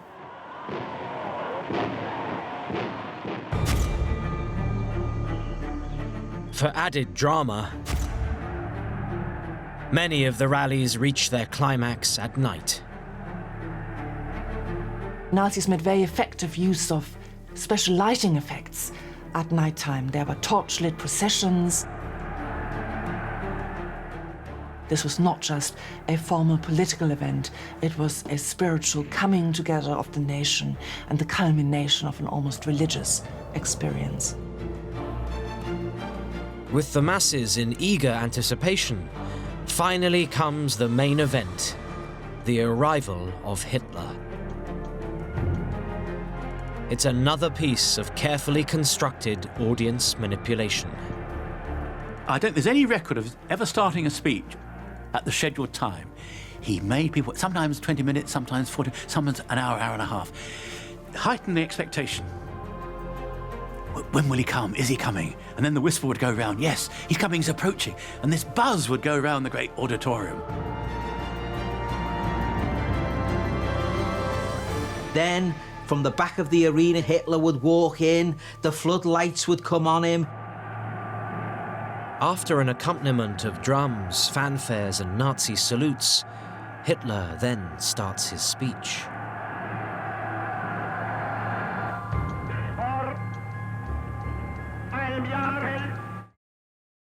He whispered to begin with. People strained to hear him. He knows how to conduct the crowd. It's kind of quite quiet. You need to turn the volume up. Is he stuttering? You're kind of worried that he's forgotten what he's going to say. So you feel slightly sympathetic towards him. And then build up, get slightly faster. And then the gestures would come in. The flung out arm, the hand going back, and that, he should do that. As if there was an intensity in him that had to be expressed.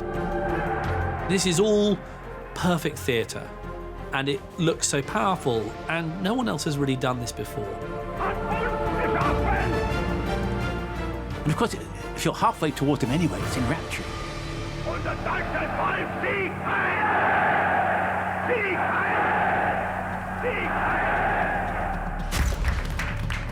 At the end of the speeches, Hitler is left drained and bathed in sweat. He gives the impression that he has given all for his congregation. Floating voters, who have been skeptical of the Nazis, are won over. And nearly all those who observed this said, you were carried away by it. You could not but be impressed. You came as a doubter, you went away as a devotee. But if the adoring fans think they know him, they don't. Behind the scenes, a scandal is brewing in his personal life, which is about to threaten his newfound popularity.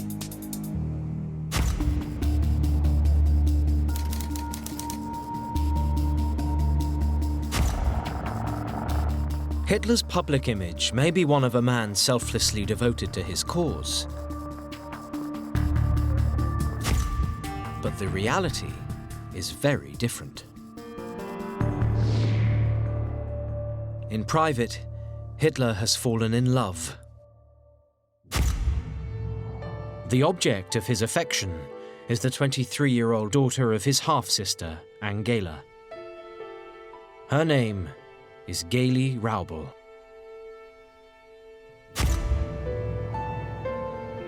In 1929, Angela had come to work for him at his plush new apartment, number 16, Prinz Regentenplatz.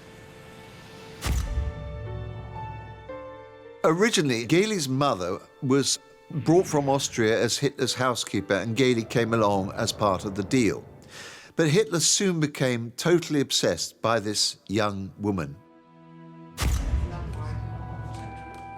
He was very, very fond of her. He took her everywhere. They would go out to a cafe in town, and she would be there.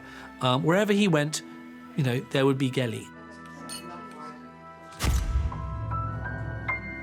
Hitler even supports his niece's musical aspirations, paying for Gailey to have singing lessons. This relationship, despite the fact they're basically related and there's 2 decades between them, almost seems to be actually a fairly nice, wholesome, sweet relationship. They're going for drives together, they go eating out together. Even today, the precise nature of the relationship remains the subject of speculation. It seems it wasn't sexual. It may sound odd to say that, but it was possession without the sex bit, if there can be such a phenomenon. Fascinating that a man with that degree of power should have been so restrained in that way. It may be he simply was asexual.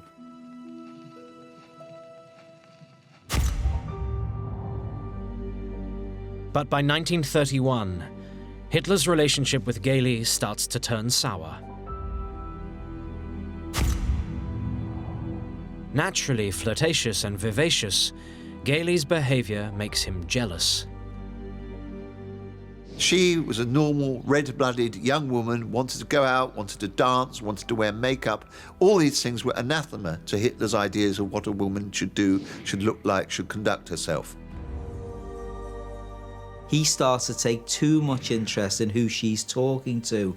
For example, his chauffeur, Emil Morris, starts to become close to Gailey. Hitler, when he finds out about the relationship, goes berserk. Now, Hitler's well known for going berserk, and Emil Morris is on the receiving end. Hitler, threatens to shoot him. This is the turning point in the relationship, clearly, between him and Gailey. From now on, everything Gailey does has to be monitored and controlled. If Gailey leaves the apartment, Hitler makes sure she's chaperoned and home early. But as Hitler's possessiveness grows, so does Gailey's unhappiness. By September 1931, the situation reaches a head. Gailey has become increasingly despondent and miserable, as indeed you would be if you were imprisoned by a man that she would describe as a monster. Hitler wouldn't let her go anywhere, and it seemed that she had somehow developed a relationship with a young man from Vienna. It's not just that she's met a young man. It's who he is. The biggest crime in Hitler's eyes about this young man was that he was Jewish. So this is obviously not a fantastic relationship for Gailey to be trying to have behind the back of Hitler. Matters reach crisis point.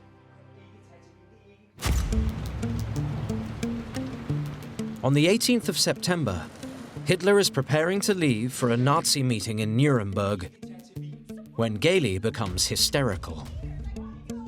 She wants to go and do singing lessons in Vienna. It all builds up. People start to hear blazing rows inside the flat. The next door neighbour says at one point Hitler leaves the flat, turns round as he gets into his chauffeur-driven Mercedes and shouts back, "You're not going to Vienna," and that's the end of it.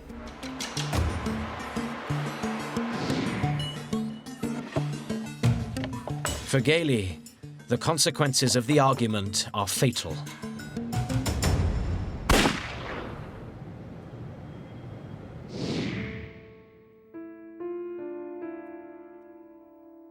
The tragic death of the 23-year-old music student makes news worldwide.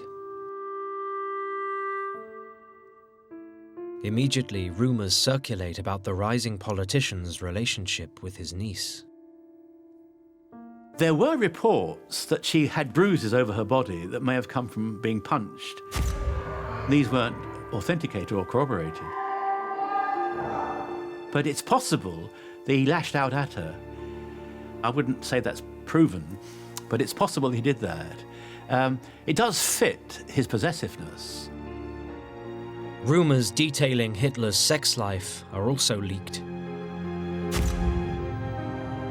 She was supposed to have told Emil Morris that Hitler made her pose for pornographic pictures, naked, standing over him, and even defecating on him, that Hitler was a coprophiliac.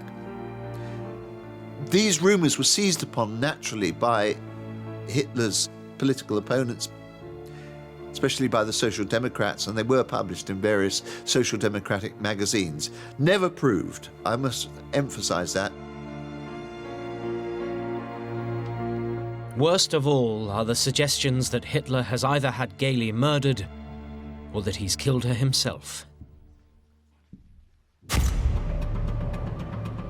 For the would-be Führer and for the Nazis, the potential political fallout from Gailey's death is enormous.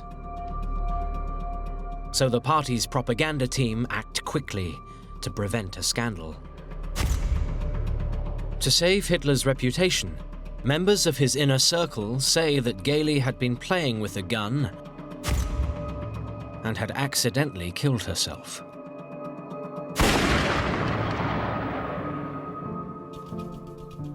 But behind closed doors, Hitler is devastated by Gailey's death. Friends fear he might give up politics altogether. Some, that he might take his own life. Confessing to those close to him that Gailey is the only woman he has ever truly loved, Hitler commissions sculptures and portraits of her, and orders that her bedroom is preserved exactly as she left it.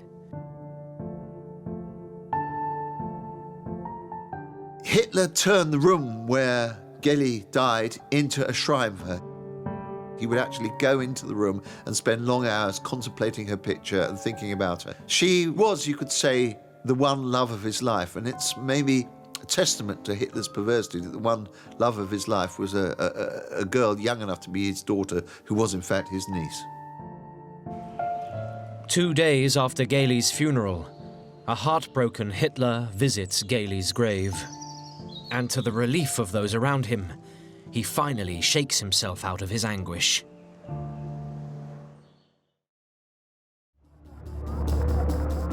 In public, the party's PR strategy seems to work. The German people give Hitler the benefit of the doubt, and he emerges from what could have been a scandal virtually unscathed.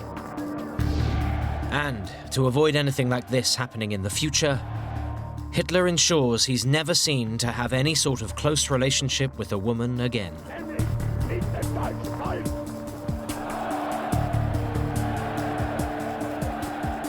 The death of Gailey made him realise that actually if he was going to set himself up as this kind of messiah-like figure, he really couldn't be publicly associated with women.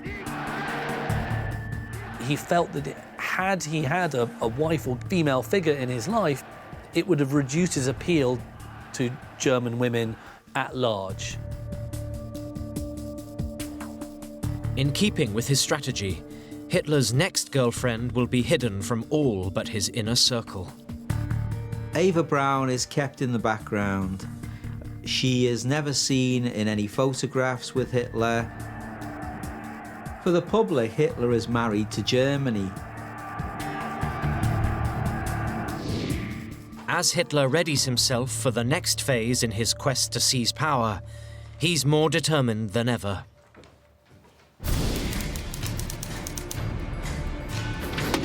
His propaganda machine relaunches him, this time aiming at the highest office in Germany. Hitler stands in the presidential elections. His key rival candidates are communist Ernst Thälmann and the existing president, Germany's most illustrious statesman and most famous war hero, Field Marshal Paul von Hindenburg. Hitler's grown enormously in self-confidence with every success that the Nazis have had. Here is a man, an unknown Austrian, a foreigner in many people's eyes, standing against the wooden titan of Hindenburg, the great gigantic figure, larger than life, who had loomed over German lives ever since World War I. Hitler wavers for a bit should he challenge this great popular figure, Hindenburg, and in the end he decides to do it. The Nazi Party coordinate yet another campaign to indoctrinate the masses. In a never-before-seen strategy, the Nazis embark on a plan to reach almost the entire German population. Goebbels devised a campaign device called Hitler over Germany, in which Hitler flew from town to town and city to city in a plane, and the troops were on the ground waiting to see the Führer descend from the skies like some sort of avenging angel falling down from the clouds, and it made an enormous impact. Working around the clock with demonic energy, during the campaign Hitler makes 20 major speeches in less than a week. Exhausting. I mean, he'd collapse after the speech and just sleep until the next meeting. Huge physical effort on his part. And if at any point he becomes a man of the people, I think you could say that was the time. When the presidential elections take place, he sees the effects. Hindenburg polls just over 50%. The communist candidate, 10%. But Hitler takes nearly 37%. He has run the much-respected Hindenburg a close second. Hitler loses the 1932 presidential election, but in fact he wins it, because now he is unquestionably the most popular civilian leader in Germany. He's now got 13.4 million people. He's put on 7 million more voters in 2 years. 7 million more Germans, out of their own free will, have moved towards him. And he comes up with yet another new tactic to help him win people over. He produces a series of postcards and coffee table books together with Nazi photographer Heinrich Hoffmann. Their purpose is to portray Hitler as a normal man. Hoffmann's images weren't just formal shots of Hitler standing on a podium lecturing to regimented masses. Much more frequent were pictures that showed Hitler as an ordinary man. Hitler in Bavarian folklore outfit, sitting in the woods, having a picnic. Hitler playing with the dog. Hitler wearing a raincoat, an ordinary shirt and a battered hat, doing not very much at all. It was very calculated. He wanted to be seen as someone who paused, who enjoyed the leisure to think and to reflect. Really a man of the people.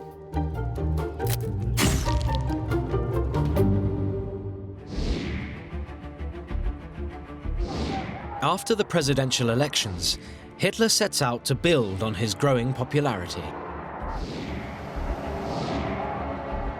He gets the chance because the governing coalition is terminally unstable, triggering a spate of elections. In 1932, it seemed that the German people were involved in a permanent election campaign. There were so many elections, national and local, and this is a clear sign that no party could rule in the Reichstag, that democracy had run into the sand and that it did not provide stability. 2 elections in July and November of 1932 see the Nazis virtually double their support from 1930. They are now the biggest party in the Reichstag. It's not enough to take power, but it is enough to paralyze the government. Hitler piles the pressure on the ailing President Hindenburg and demands to be made Chancellor, Germany's equivalent of Prime Minister. But Hindenburg doesn't trust him, and he flatly refuses.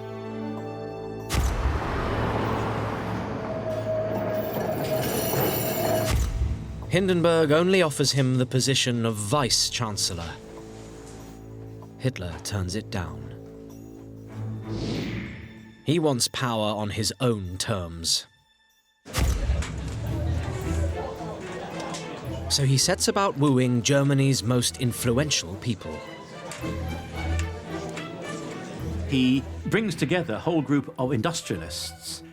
He said to them, you have only prosperity to look forward to under us. We are not a threat. If we join together, I as a great political leader and you as great industrialists, we have a great future together. We can work together. He meets the army leaders and says to them, I was a soldier, I understand you. The army is critical in the new Germany that we're going to create. You are the strength, you are the defense of Germany.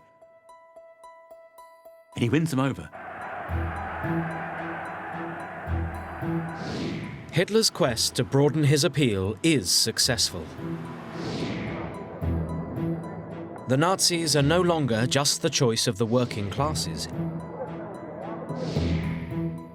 White-collar voters like teachers, engineers, and lawyers are turning to Hitler, fearful that a communist government will tax them to feed the poor.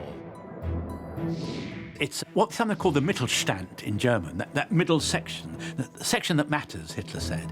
Respectable people. Old Germans, if you like, in that sense. Young in age, but old in terms of their reference back to German values, German cultural standards, and so on. Someone else Hitler manages to impress is former Chancellor Franz von Papen. He's dismissed from power in November 1932, following a vote of no confidence. Though not a Nazi, he is sympathetic to Hitler and organizes a secret meeting between key members of Hitler's inner circle and the president's son, German Army Major Oskar von Hindenburg. This is a really important meeting because at that meeting, Oskar, who's been skeptical about whether Hitler will rule without becoming a dictator, he starts to get convinced by Hitler. Hitler charms him. In return for promotion in the army and 5,000 acres of land, Oskar agrees to convince his father to hand the chancellorship to Hitler. Crucially, von Papen reassures both President Hindenburg and his son that he can keep Hitler under control. Within a week, the president concedes.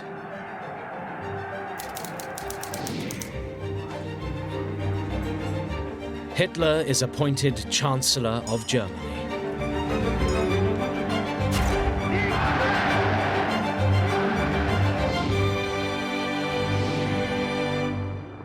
But the Nazis still don't have a majority government.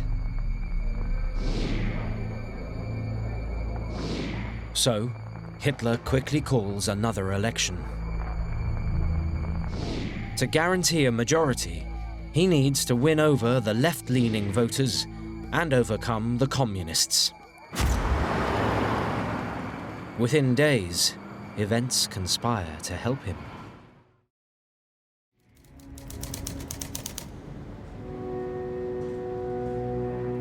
Just 6 days before the general election, Germany's parliament building, the Reichstag, is set on fire. The culprit is swiftly arrested, and it emerges he's a young Dutch man called Marinus van der Lubbe. Van der Lubbe is a known communist. He is the classic lone nut, if you like, the kind of Lee Harvey Oswald of this situation, where we don't know whether he acted alone. All we know is that once the fire was underway, nobody was going to try and put it out, because straight away the Nazis could see that this fire could be exploited against the communists President Hindenburg's response to the fire is to declare a state of emergency across Germany. Hitler takes advantage. He manages to convince Hindenburg to let him suppress the communists.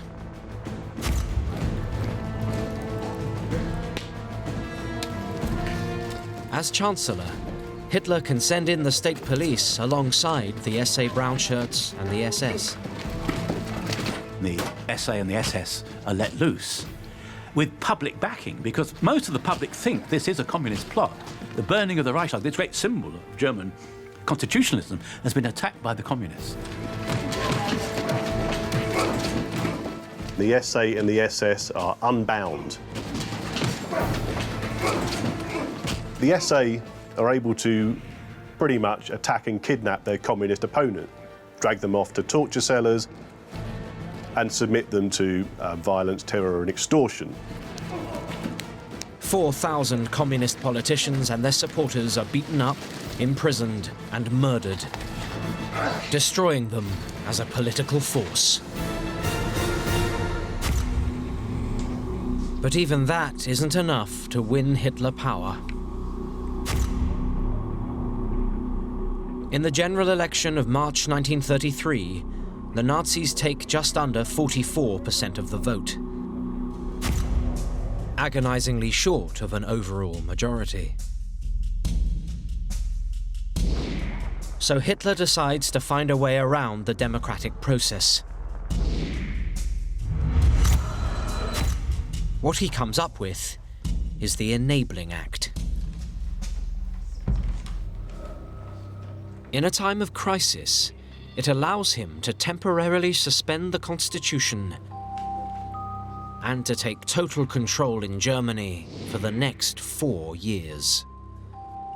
If it's voted in favour by an absolute majority, that will allow Hitler to transfer power to himself so that he can enact law without the need to use Parliament.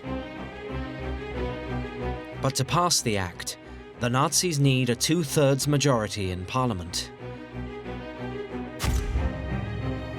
Hitler now starts schmoozing the key German Catholic Centre Party within the coalition. He reassures them that their party will continue to exist, that the Church's civil liberties will be preserved, as will Catholic involvement with German culture and education.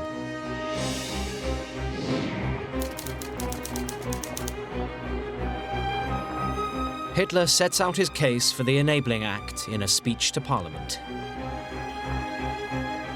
He promises to end unemployment and pledges to promote peace with France, Britain and Russia. When the by now sick and weakening President Hindenburg accepts the act, the Reichstag are invited to vote on it. All of Hitler's hard work finally pays off. With a massive 441 to 94, the Nazis gain the 2/3 majority they need to pass the Enabling Act. Ironically, the democratic process has handed Hitler the power to do anything he wants without parliamentary approval. It gives Hitler basically dictatorial powers, powers that no leader in Germany has had for a very long time. Hitler has at last got the authority he has craved for so long. Now, he must hold on to it. He starts by addressing the threats to his power, both inside and outside his party. The biggest internal threat is Ernst Röhm. Röhm is one of the earliest Nazi Party members and a close friend of Hitler. He is also the founder and leader of the SA Brownshirts, the party's army of thugs whose bully boy tactics have been so significant in Hitler's rise. There was a real bid for power from within the Nazi Party, from the Brownshirts. They, with some justification, had seen themselves as the battering ram that had opened the gates of power for the Nazis. By 1934, the SA are 4.5 million strong and massively outnumber the German army. The team around Hitler become increasingly concerned that Röhm will use them to seize power for himself. Röhm starts to make speeches calling for the SA to become a people's army. And this makes the German army very nervous indeed. And there were rumours, strong rumours, that Röhm was waiting for the moment to seize power himself in a coup, remove Hitler and govern as the head of this very powerful force. And Röhm has committed another crime. Germany is still an intensely conservative country. And Röhm is a homosexual.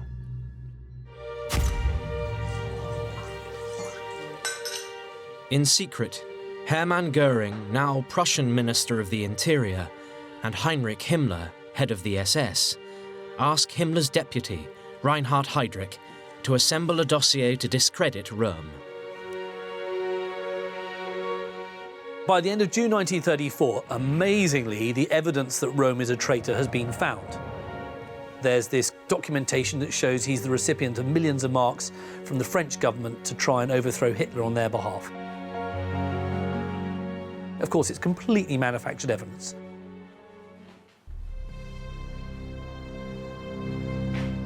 Armed with the information from Göring, Heydrich, and Himmler, Hitler organizes a deadly trap. He orders all the SA leaders to attend a meeting in the pretty holiday town of Bad Wiessee in the far south of Germany.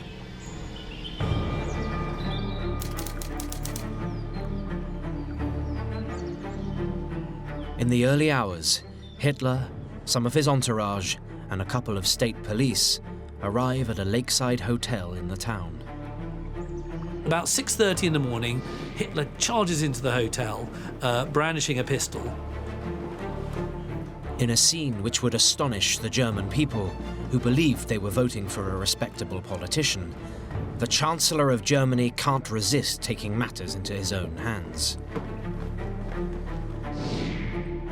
In a sign of his fury over Röhm's supposed treachery, Hitler personally leads the team to arrest him. He doesn't even wait for his backup, the SS, to arrive. He makes his way to Röhm's room, opens the door and says, "Get up, Ernst, you're under arrest for high treason." The sleep, dazzled and bewildered Röhm doesn't understand what's going on. Now, in the next door room, there's another senior SA man, and with the SA man in bed is a young SA man. And of course, this is deemed to be flagrant and sign of how degraded the SA had become and how corrupt it had become.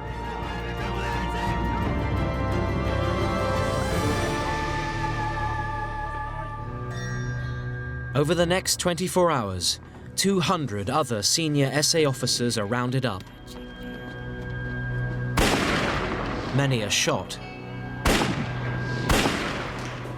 Others, including Röhm, are sent to Munich's Stadelheim prison.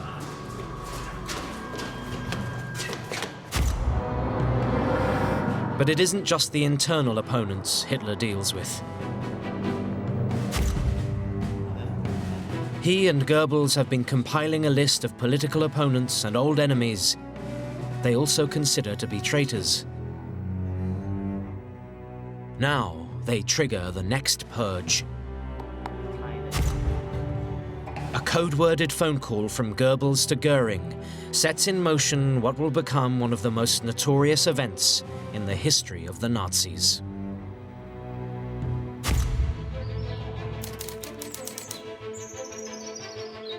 The following day, Hitler hosts a tea party in the garden of the Chancellery in Berlin for his cabinet and their families.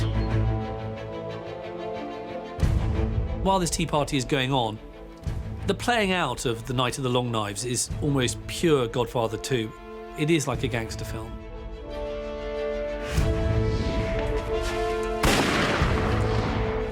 There are people being massacred. I mean, literally just butchered, shot, killed, and beheaded.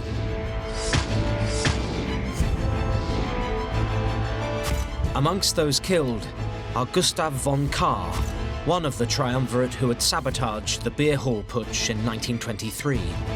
He was hauled out of his home, taken to a forest in Dachau outside Munich where the concentration camp was, and battered to death with axes.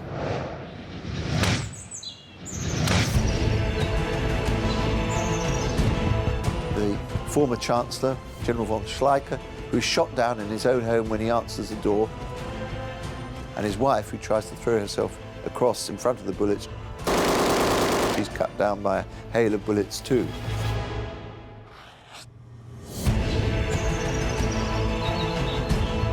A music critic called Willy Schmidt was mistaken for an SA man called Willy Schmidt and was shot down in Munich. There were lots of cases like this.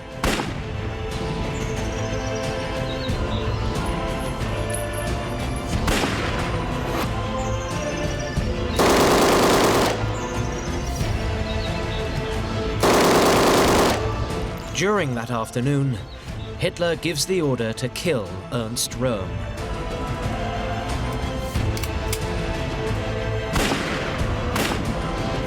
He's shot dead by the SS in his cell.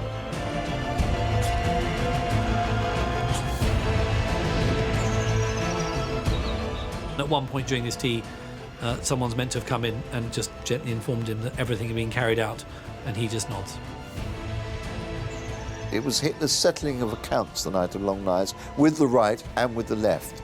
And it was serving notice on the world that Germany was now ruled by gangsters. The Night of the Long Knives is announced by Hitler himself in a speech to the government on the 13th of July, 1934. Official records state that only 77 have died, but really, it's 400. And Hitler now justifies what he has done.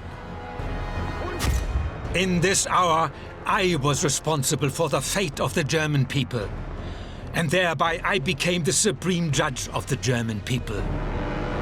I gave the order to shoot the ringleaders and their treason.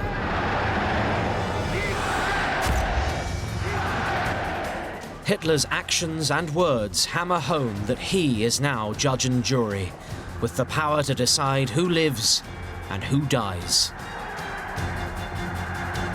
The Night of Long Knives gave a notice not only to Germany, but to the world that you oppose the Nazis' slightest whim at the very peril of your own life. If they were prepared to cut down those who'd once been nearest and dearest to them, they were prepared to cut down anyone. 2 weeks later, the 87-year-old President Hindenburg passes away. Hitler abolishes the presidency and declares himself supreme leader of Germany.